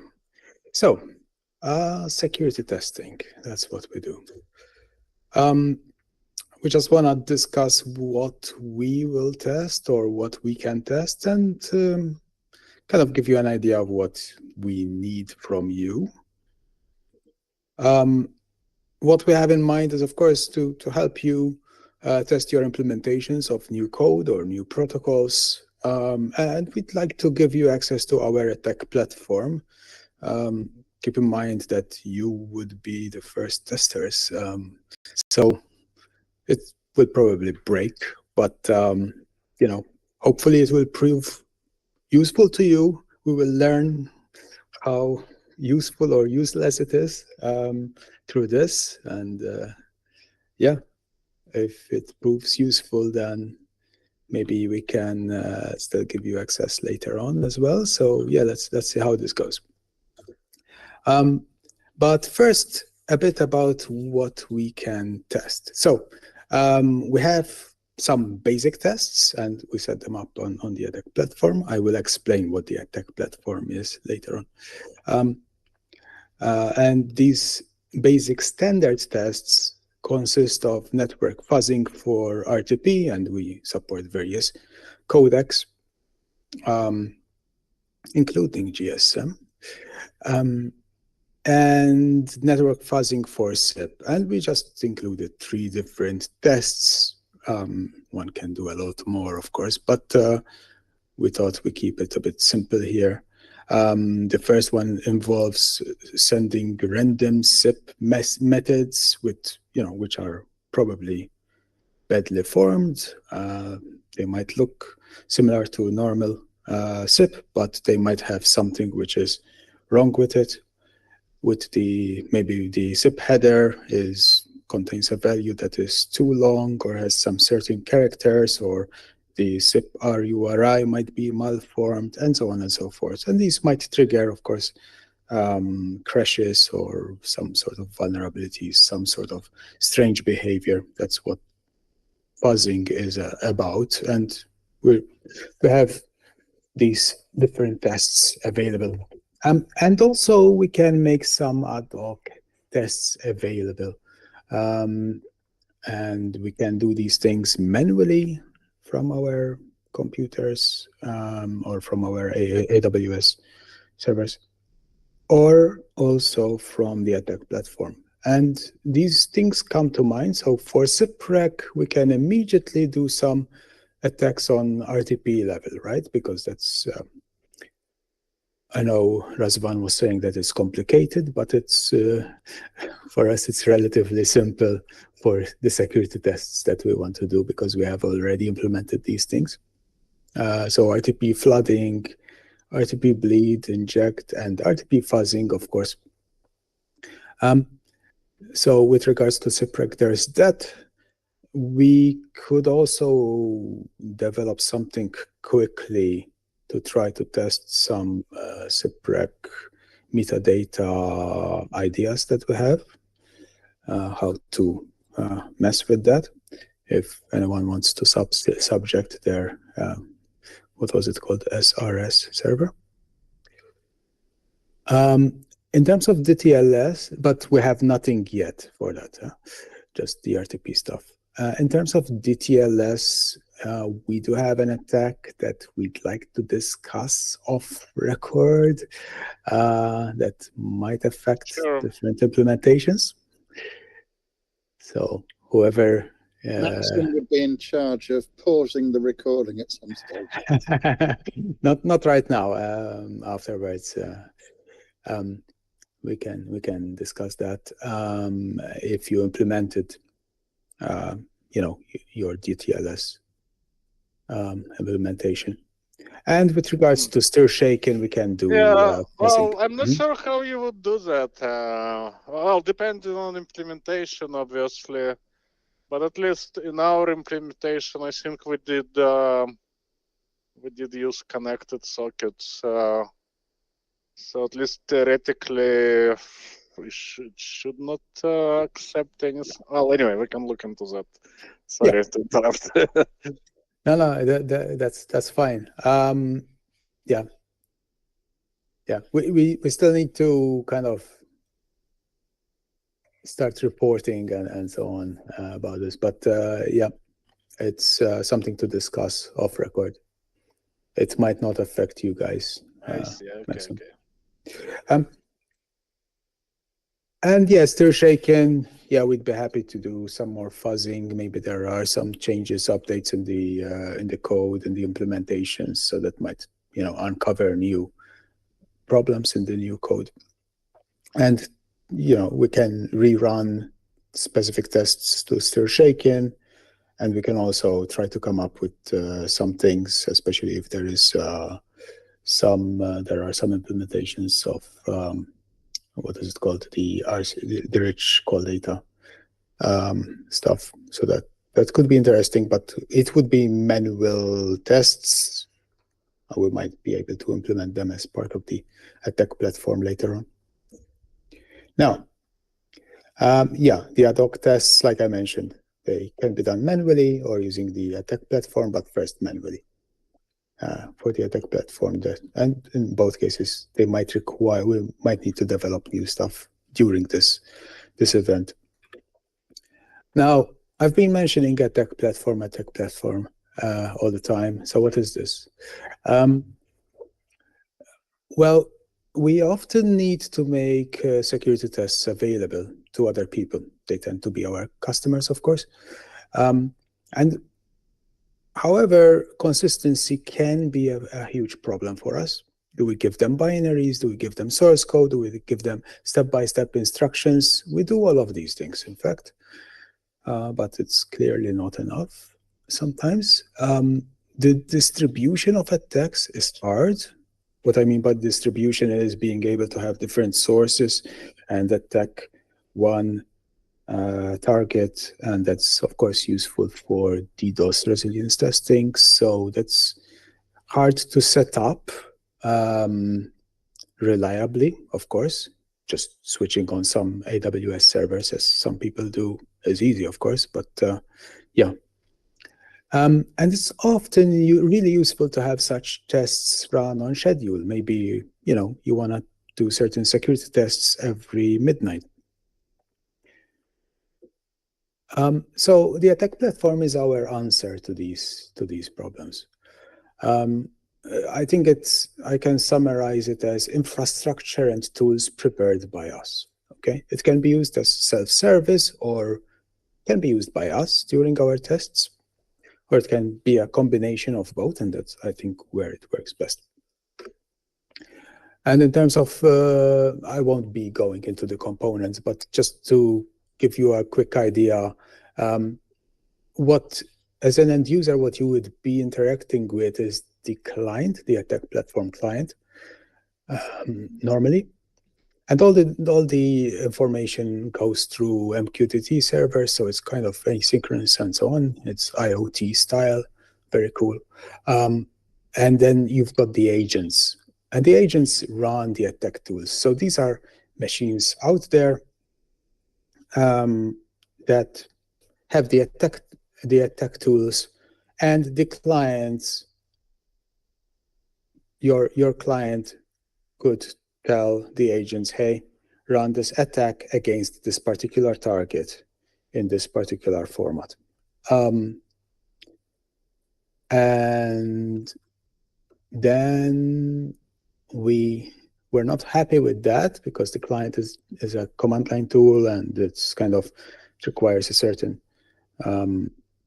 knowledge. So on top of that, we're using also GitLab. Now, why are we using GitLab?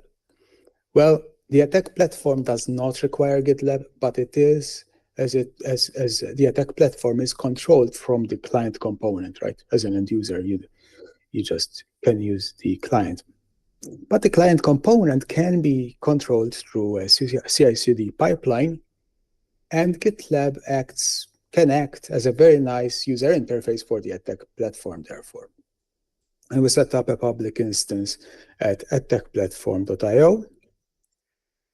And here I can actually, so I'm sharing the whole screen, so you should be able to.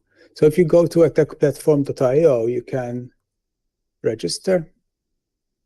And I encourage you to do this as well. And you can create a new user. I think I'm at SG test 7 now. So if I do that, then just yeah, generate something there. Very nice to be showing the password there.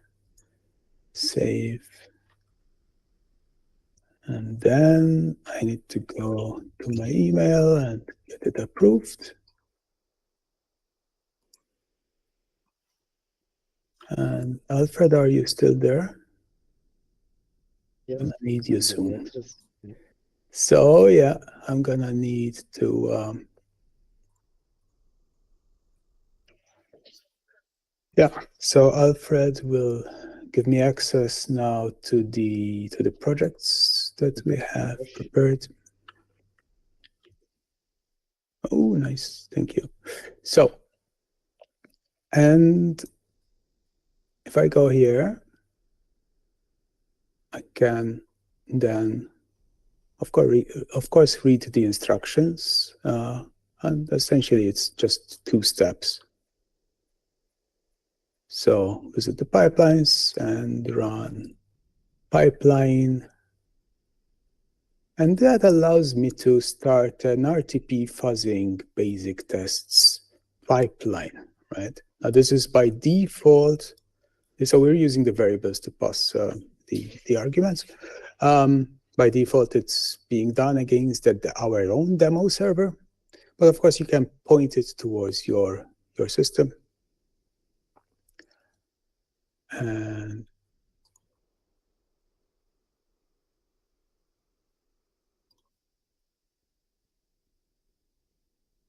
as yeah, first it does a check, and it checks that there is SIPVicious, because we are using SIPVicious from the attack platform here. And then you can essentially manually start any of these tests, or all of them if you like. And yeah, and choose one. Which one shall I run, Alfred? Yeah, you need to set up the address and SIP credential. Yeah, yeah. So you just run anything and. Yeah, yeah. All right. So let's see. Let's do that. The P. So which SIP address shall I use here? It's 1100. 100, right? And then credentials 1000, 1500. Oh, yeah. That's it. Do I need to put anything else here? No. I don't think so, right? No need to register. So let's do that. So start a new pipeline for that.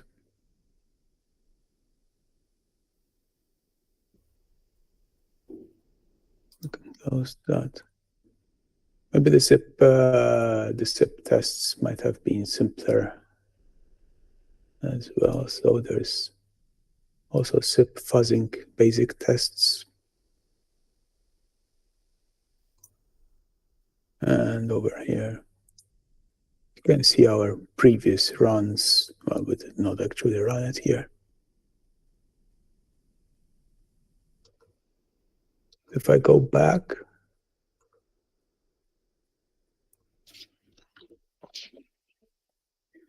I can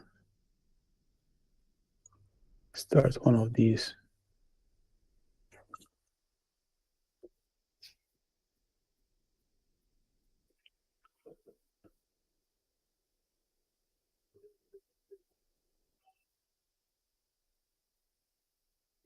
Well, it's currently running an RTP fuzzing test.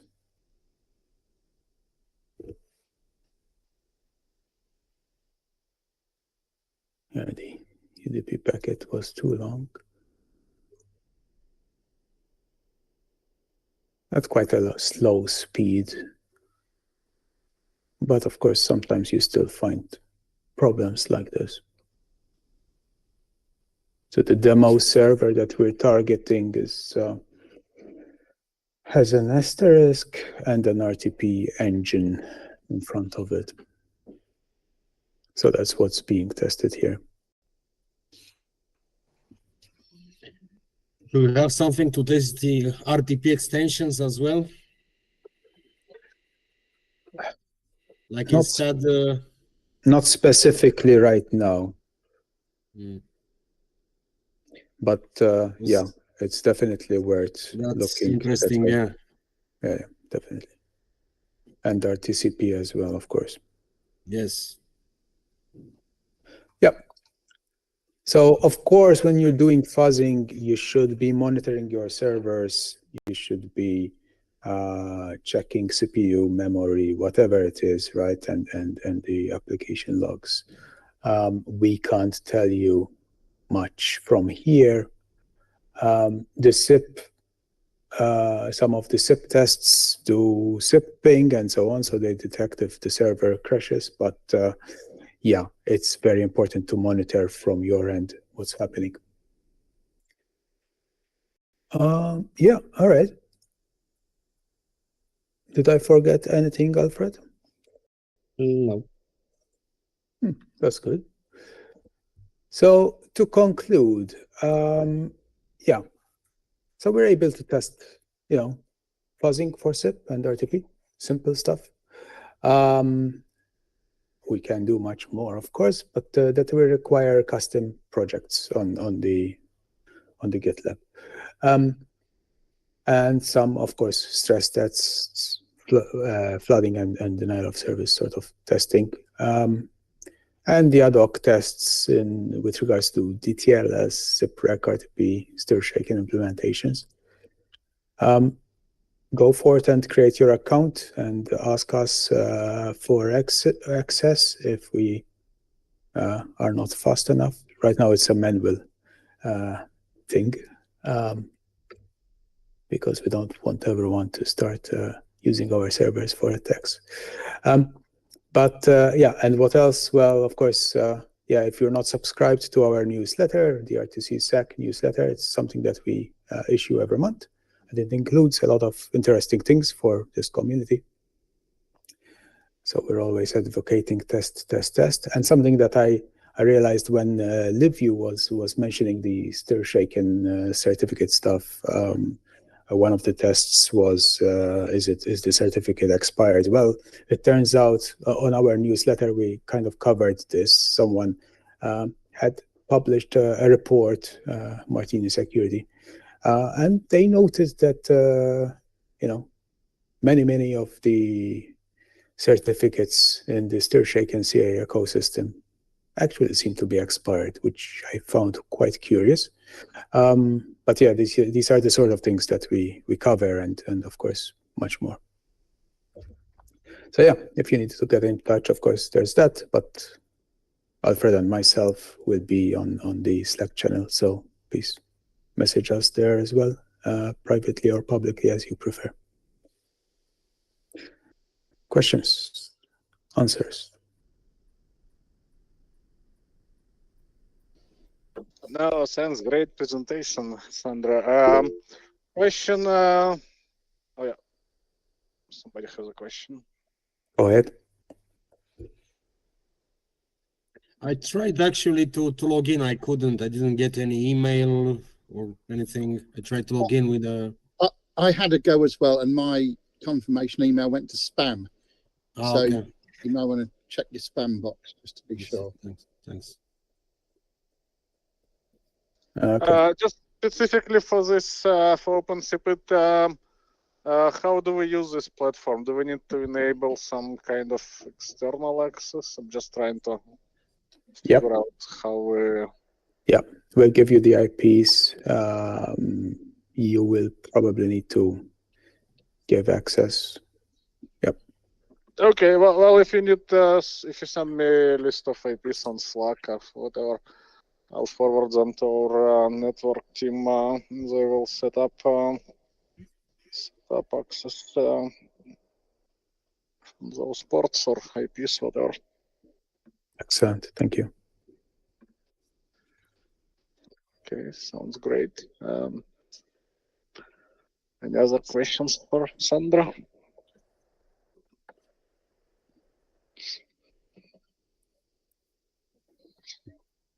All right.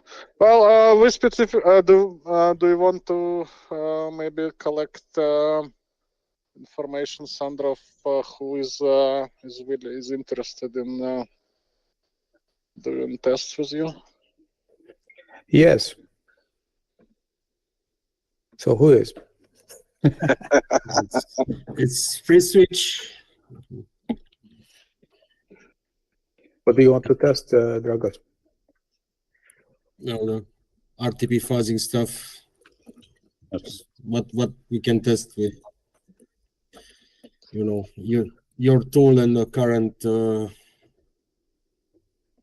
free switch.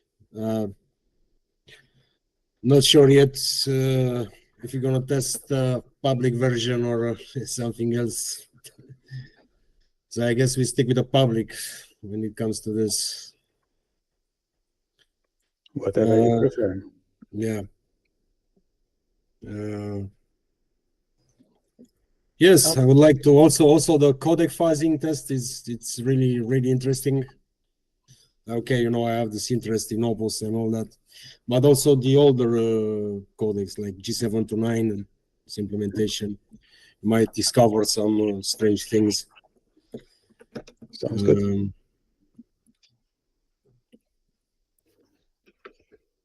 Like Opus with RTP fuzzing would be good for me at this point. And this is Asterisk. You can hit us with whatever you want to hit us with. Would you like to make some tests as part of the SIPREC implementations, right? But the only, let's say, thing is that for the two SRSs we have, the backend is either free switch, either asterisk, so it will essentially be the same test. But yeah, let's give it a try. All right. Yep. Yeah, would be interested as well, probably on fuzzing, and then you have specifically for stir shake, and that's probably something where we can test against, see if it breaks somewhere. Yeah, cool. Was there further development in terms of code base with regards to stir shaken from the process? Yeah, we did implement that Verstat. Verstat was implemented pretty recently. What else? No, Pavel probably already left. No, Pavel's still there. Pavel, do you remember what we did on stir shaken? Yep, there was a communication between some authentication server. So in that particular implementation, we were sending the outgoing invite to authentication system, and we were getting the 302 response with identity header that we were then passing in outbound invite. So that was kind of the first part of implementation. And then in 200 talk that we were sending to the caller, we were appending the Verstat parameter, whether it is no TN validation or TN validation successful or something like this. That's in short. And I believe we were also working on verification system. And there was some same TN validation in Verstat in outbound invite. This is my best guess for what I recall. Oh yeah, well, yeah, something like that. Okay, so Yeah, there was some new code, definitely. Okay. I don't know if we can actually cover that at the moment, certainly not. But in terms of new development during this event, I don't know who will manage, but we will take a look and see what can be tested.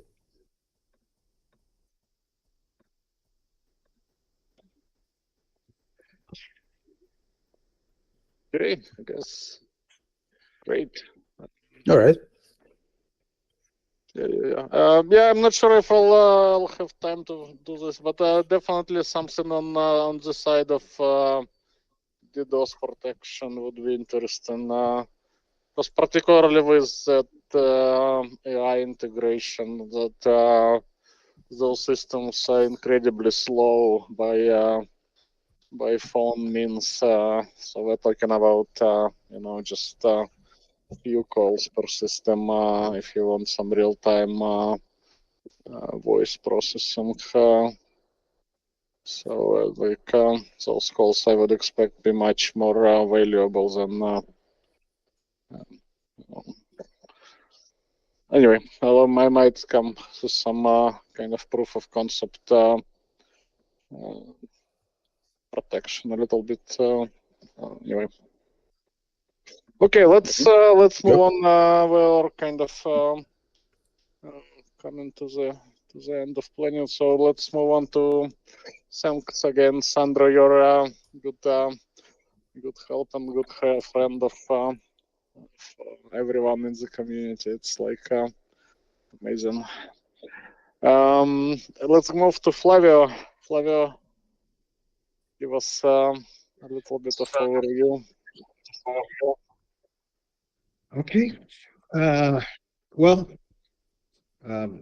Maksym has invited me to do the performance test. So this is the first time performance tests will be done on the event, and it's the first time I'm here. So I'll ask you to be a little patient with me, right? But I have prepared something. Let's see if this fits on. Yeah, I was the reason why this came with Flavio. He did a great presentation on last OpenSIP summit, right, Flavio, where he did some comparison between RTP proxy and RTP engine performance on AWS instances, and so the idea came that maybe we can invite him to bring some of this knowledge and do some of performance testing for everyone else as well. Go ahead, Flavio. Okay, so I prepared a small presentation, nothing very. I try to make things very simple. I don't want to, as I said, it's the first time, so this is my name. I'm worked 30 years on 30 plus years on computer networks, 20 years on voice over IP since the early days, since the first FXS gateways. Big fan of OpenSIPs, FreeSwitch, and Asterisk, and investor and active participant in SIPREC company that I hold in Brazil. The structure for the test, it's quite simple. It's simple, but sometimes it's difficult to have a rig ready to test. So we'll have 4 user agent clients and 4 user agent servers. And this is important because sometimes the software to be tested with a single user agent client, sometimes we can't test the system. We have a monitoring machine. It's one of the UACs where we can monitor the CPU of the software to be tested. This can be FreeSwitch, Asterisk, whoever wants to test their software during the event, right? We have an RTP echo and just a user quick question on that end, Flavio. Sorry for interruption. So you will give us some instructions, right? How to set this up on our end for the monitoring. Yes. Yes, I have. I have already shared my share the images, the AWS images, right? And the only thing, actually, it's very simple to test. I have a number like 9096. I will send the call. If you have authentication, need to pass me the credentials to test. And I will also need the credentials for SSH to monitor your server during the tests, right? But to build the structure, I already have both the images, the UAC image and the UAS image on the spreadsheet, right? Okay. Scenarios, we can test in the scenarios, register tests, SIP proxy tests, and that where they will measure by calls per second, CPS, SIP proxy with media, concurrent calls, back-to-back user agent tests, CPS, and back-to-back user agent media, so concurrent calls. So this is basically what we are measuring. And eventually, if you want to test with TCP and even TLS, I haven't tried a lot the TLS, but if you want to try, I can arrange to adapt the scenarios for your solution. So if you have an, let's say, asterisk or first switch, you can test using the B2B UA scenarios. If you have a proxy, we have a proxy scenario with record routing, everything running on SIP. Failure criteria. Usually what we are using as failure criteria in the test is 10 consecutive checks with less than 80% idle on the other server, and then we stop the test. We think at this point we had already gotten the limit of the server. You need to have VMstat or MPstat on the server, because we are with SSH. I'll be doing VMstat or MPstat to check for the 8% of the CPU. This check is made via SSH, so you don't need to install. Mostly, VMstat is probably already on your Linux box. MPstat, you can, if you do an apt-get systat, it's there. Usually we test with sequence of 60 concurrent calls, 120, 240, 480, and so on until we got to 80%. So quite simple and straightforward if you want to test. And if you want to do some custom tests like TCP or TLS, let's have some fun and see how it goes. For this year, I'm trying to make it as simple as possible, testing UDP and eventually TCP. And challenge performance tests are an opportunity for fine-tuning, find crashes, improve performance. And not always you have a rig of servers available to do the tests. I hope we have time but eventually it's an opportunity if you want to test the performance of your server. Maybe you have changed the software lately and haven't tested again. So it's something that we can do now. We can do here. Performance tests matrix. So you need to gather the teams, schedule the tests. I'll need this ports open, 50, 60, and 10,000 to 6,000 UDP. And sorry, TCP 50,000 and 50,001. These are the feedback channels. And actually, yes, we don't need this anymore. This was in the old tests.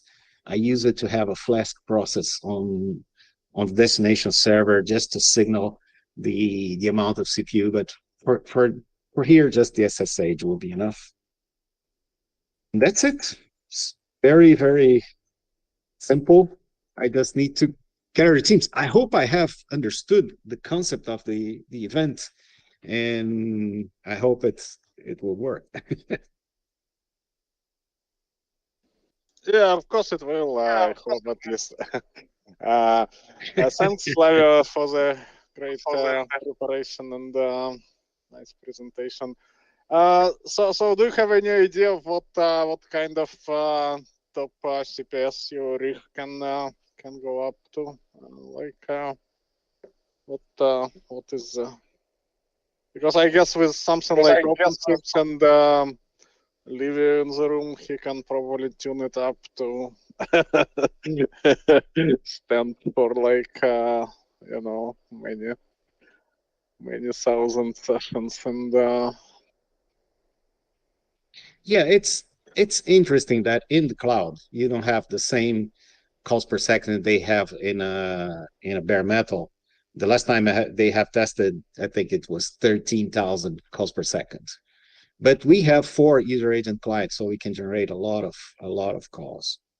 And I also recommend for those who want to test to use a server without a shared CPU, right? Because if you have a shared CPU, you can have some servers stealing your CPU. But I think we're using newer instances, and anyway, I will check with Alex about performance settings on those. Okay. Yeah. The instances I recommend are the C6 and C7. Yeah, right? yeah, we're using C6 large.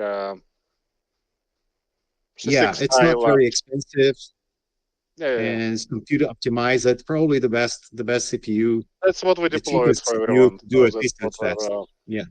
Okay.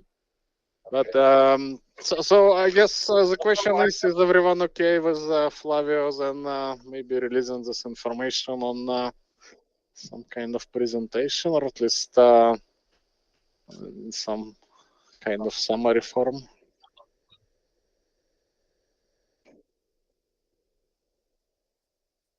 I guess no objections. So Flavio, if you feel like including it into your next presentation somewhere. Yeah, we would like to have time to. Next year we can do a round of it. Maybe this will give people a little bit of incentive to try harder to kind of. But yeah, it's going to be interesting to do this as well.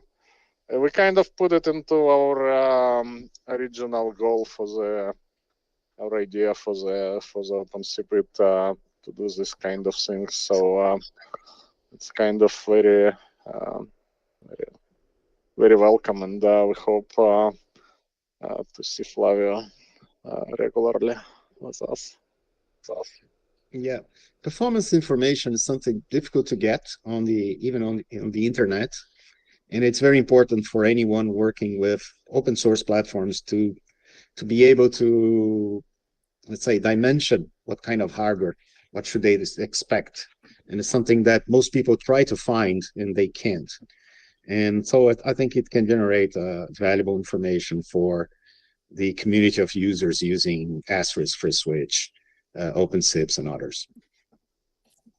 Also, it's important the stuff in the /proc in the Linux kernel, right? How you actually configure it for, let's say, many small packets coming to you, like small RTP packets. So if you have, like, for us, for FreeSwitch or even for Asterisk, we'll have some presets that actually work better than the default kernel presets. Well, usually when I test any server, I test with the default configuration, right?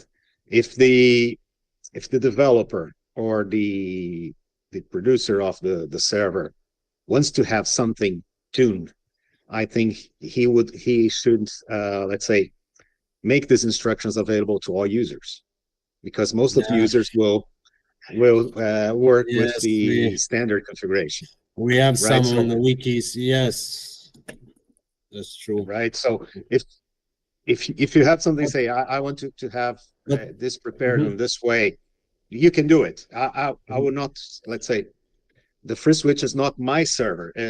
I just have the rig of user agent clients and user agent servers. So I will test the servers of the users. Right. Also, all these providers, aren't they changing these presets? Like, for example, right, Amazon, for a certain type of box, don't they give different presets than for kernel, from how it works with packets coming from outside, how it's forwarding, you know? Or is it like, do they follow some sort of standard? I don't think so. I think what they have is the standard distribution of Debian, and it really depends on the cloud. Each one will have, let's say, for Debian as an example, Debian is the one providing the images. Like if you go to the Debian project, the images come from them. So probably the same image for all clouds. I don't think they have any kind of let's say preset for the specific servers. What I have tested, and I could really see a difference, is if you use compute optimized instances, it makes a lot of difference. If you and something that we have seen also in practices, if you have a shared CPU machine, it works well for some time, and then you have one day one machine on your, let's say, another virtual machine on your server doing a lot of stuff, and then it breaks your system completely. Not breaks, it makes it very slow and having problems. But I haven't seen the cloud providers to change many things in terms of operating system. So most of the times it's just the standard distribution. Obviously, you can increase the packet. Let's say the QEs for UDP. There are things that you can tune. But let me say, I like to test with the standard configuration. If there's something like, let's say, a tuning, this should be published on the project and say, okay, this is the test, this is the one fine-tuned. So if you fine-tune, this is what you should expect. Yeah. So some good points. Yeah, we've let's say discovered some strange things when it comes to bypassing NAT, and it's probably another topic. But yeah. Certainly there are many recipes to increase the performance, but for performance testing, if we change something from the standard, we should disclose what we have changed for people to be able to replicate. All right. Fair enough. Yes, I would like to, hit free switch with your tests. Okay, great. Free switch.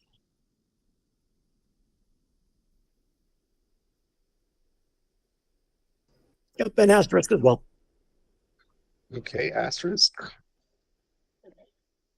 Do you want to test TCP or only UDP? TCP would be interesting to have too, because it's something that very few people have touched.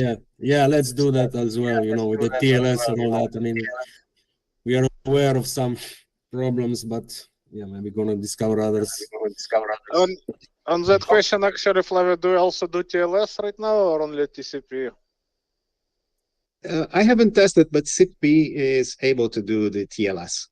But we will need to have a certificate and to send the TLS requests. But for TCP UDP, it's fine. I can figure out for tomorrow the TLS.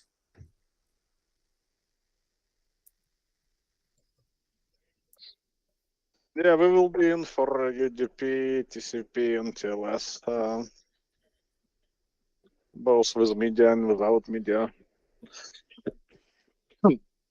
And you set up both scenarios, right? For with media or without media. Yep. How long do you usually run those tests for? Like, what is the? A test takes half an hour for each test. Not half an hour, a little less. We can start with a larger number. Like start with two. We already know that we can get more than let's say 300 concurrent calls. So it can start from 200, and then we can get to the limit of the server very quickly.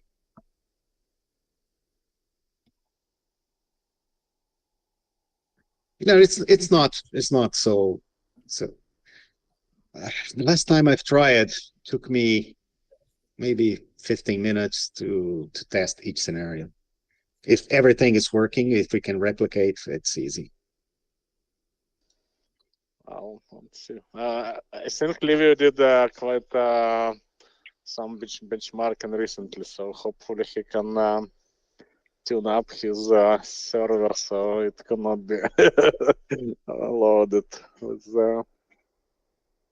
Yeah, I mean, of course. Yeah, the only thing I said, if it's different than the standard distribution, we have to disclose what we have done, right? Because we want to give information to people testing. If we change things on the server, after we have to disclose to say, hey, we tested with this configuration. It's the only, because people will test with the standard configuration. Yeah. And also the fact that the instances are these types of ready-made C6 large or whatnot in EC2 helps with that as well, right? It's so predictable. You get standard instance and you know exactly what you can get out of it. Speaking of exactly the question that how much it can do and how many calls will I be able to put through it? Yeah. Yeah, another thing that you can do, and probably you are going to get really surprised, is to use the C7, the ARM instances, the ARM's instances. They're pretty fast and very nice to run the voice over IP applications.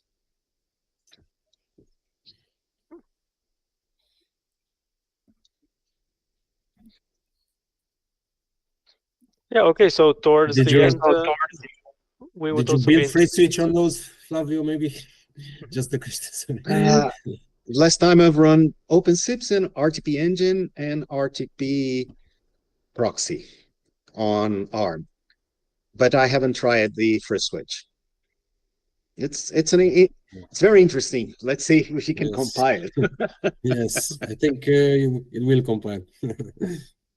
We have Android. I think so. I haven't tried. We actually have to do it because we want to move our stuff based on free switch to ARM, because it's really, the price performance is really amazing. That's good to know. Yeah, hopefully we're gonna look into that soon. You know, I mean, we have so much stuff to do. We simply don't have physical time to do it. Yeah, that's what's nice about this event, where you have all the rigs working ready, so we can do the testing. Yeah, cool. All right, let's I guess thanks say thank you, Flavio, for bringing this in. We're looking forward to interesting outcome out of it. Go ahead. And Max, I got one question. Can you guys generate us certificates for DTLS as well when you guys do the certificates for STIR shaken? Yes, absolutely. Didn't I put you on the list? Oh, you mean just for regular TLS? Yeah. Just, I mean, if we're Okay. going to test TLS, it'd be good just to have the same certificate authority and have them generated. Yeah, we can do it. If you prefer, I can generate a name and a Let's Encrypt certificates directly. You can generate on the server. It's another possibility. Well, both solutions will work. Yeah.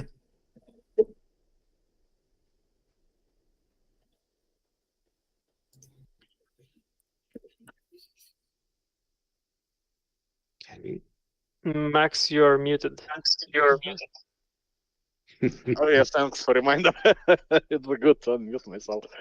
Thanks again, Flavio. Unless there are any other questions for him, we can move on, I guess.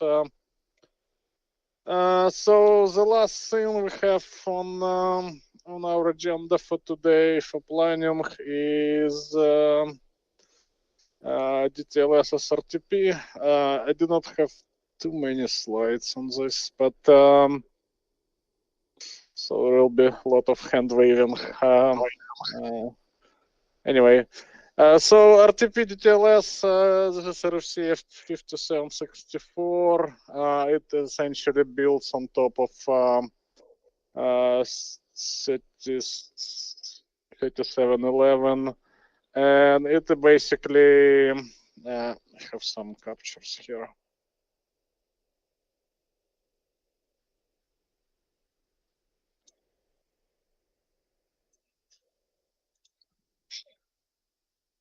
So essentially, we have our invite. There are a couple of new fields that they introduce. There is setup, which could be either active or passive, and there is a fingerprint for the certificate. And this is basically repeated for all streams. And then in 200 OK, we essentially get back if it was active passive, then the other side can be either active or passive, or it was just active, then it could only be passive, and it returns the fingerprint for its own certificate. And I believe that's then the way it works, it exchanges, does UDP DTLS essentially exchange and extracts the keys and uses it then to encrypt just regular SRTP traffic in a way. So there are a few scenarios that can be tested. Oops, let me go back to that presentation. So we'll have software under test, which could be either SIP proxy or some kind of B2BA, and we can do in terms of B2BA, we can do from plain RTP on one side, go to that B2BA, and on the other side get either active passive or active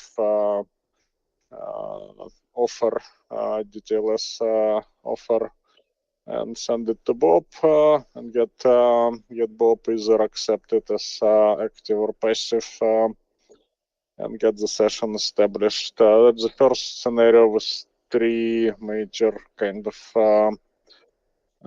smaller sub-scenarios. And we can do obviously the other side. So Alice initiates with DTLS SRTP, hits B2BA or endpoint. Well, in the case of B2BA, we get plain RTP on the other side, and we have again 3 sub scenarios where we accept as passive, active, and passive. And then the last scenario, which is kind of already we discussed a little bit with Razvan. It's when we have DTLS on both sides, so we have some kind of B2BA. Let's say it wants record the call, for example. It cannot just pass through DTLS. In that case, it will have to establish fully DTLS session on one side and another session on the other side. So there could be like several scenarios in this case as well. I don't know how many we will set up, but we will see what we can do with this. And yeah, that's more or less it for my little presentation on that end. Now the question is what we can do in terms of interop. Who does DTLS? I think Freight Switch at least does. Yes, we do, of course, DTLS. So is it like plain SIP, or do you need like we do both? Okay, so you can We do made, plain SIP, yeah. Mhm. And you can do it on, you can do also originate call, and you can also terminate call, right? So we can send you call. Yeah. Yes. Okay. There's also the opportunistic that we don't do, you know, when it's actually not really enforced, but it lets you choose. We don't kind of do, at least we don't do rights. We can test that if you have something with the ORTP, right? If you have something to test this, the opportunistic. Yeah, we should. I will look into that as well. Our implementation is pretty basic at the moment, but yeah, the whole point is kind of refine it a little bit. Would be interesting. I don't know, Razvan, do you want to set something up on with the RTP engine? Yeah, actually, that's what I was going. Oh, so you want to set something up as a client, right? Yeah, we can do that. Yeah, I mean, Asterisk is fully DTLS compliant too, so we can do whatever you need. But my question, Max, was from OpenSIP's or SIP proxy perspective, what are the flags that I need to enable in order to switch or enable DTLS translation? If you can point me, I can probably use OpenSIPs as use OpenSIPs to tune this. Yeah, but the problem is that we don't have it support in OpenSIPs yet. So the idea is that maybe we can use OpenSIPs with RTP engine, right? So we can. Yes. We can. No, I see what you mean. It's not just the flags. We need to swap the SDP processing and everything. So yeah. But just to make sure that it's interoperable, because I really tested it with a couple of like soft phones. Seems working pretty well, but would be interesting to see how it. No, I can definitely set up. I just need a machine so I can add some. Yeah, we can spin those. If you need more instances, just let us know. We can put more. Alex could just clone them. No, I just need one. I can probably set up as a WebRTC gateway. Let's say, and send whatever you need on the incoming side. Yeah, would be interesting. Definitely. And, okay, so we're looking for that. Just a note: if somebody just needs like endpoint, Pavel can always set something up because pretty good knowledge of SIP'02, and he can do all sorts of stuff with originating or terminating calls as needed. Okay. Well, I guess unless there are any questions for anything, I see that David is already kind of sleepy.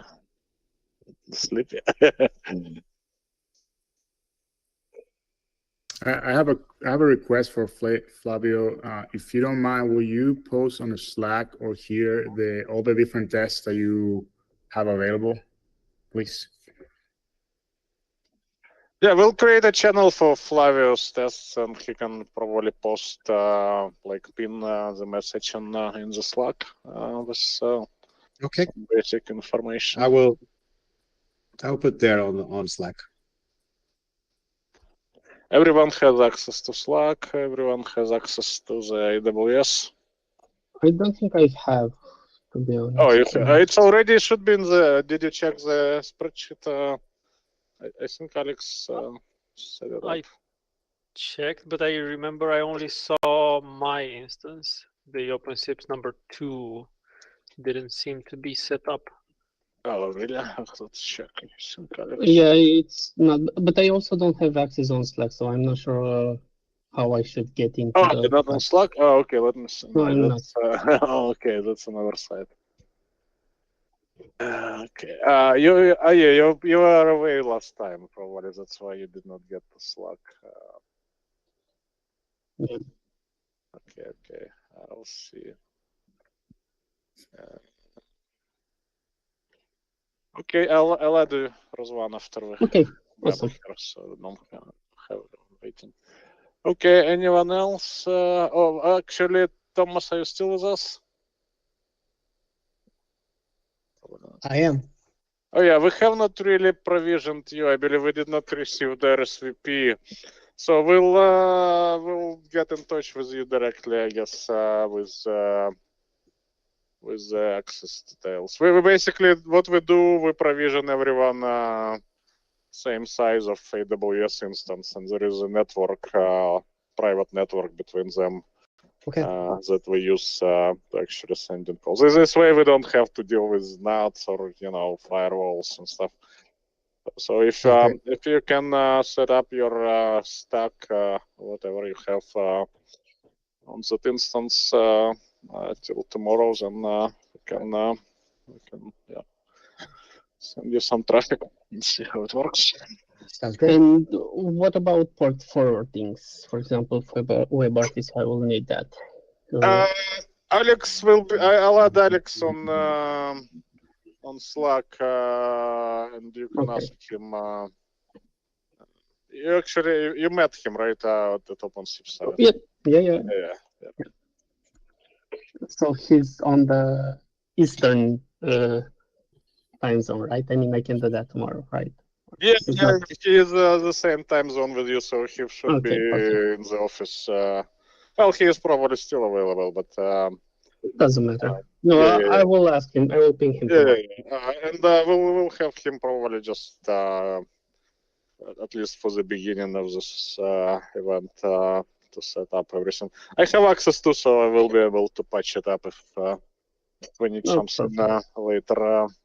Should not be a big deal. Thanks. All right. So tomorrow, I guess, so tomorrow in the morning we'll meet for little like planning, but that's going to be just pretty brief, probably like 15 minutes or something, just to recap what, or just give everyone time to update and process and update. Maybe with some plans, and sync the plans and go to Slack for actual testing, and then we'll see. Maybe we'll do like closing session at the end. Again, just a quick recap, and and then another day.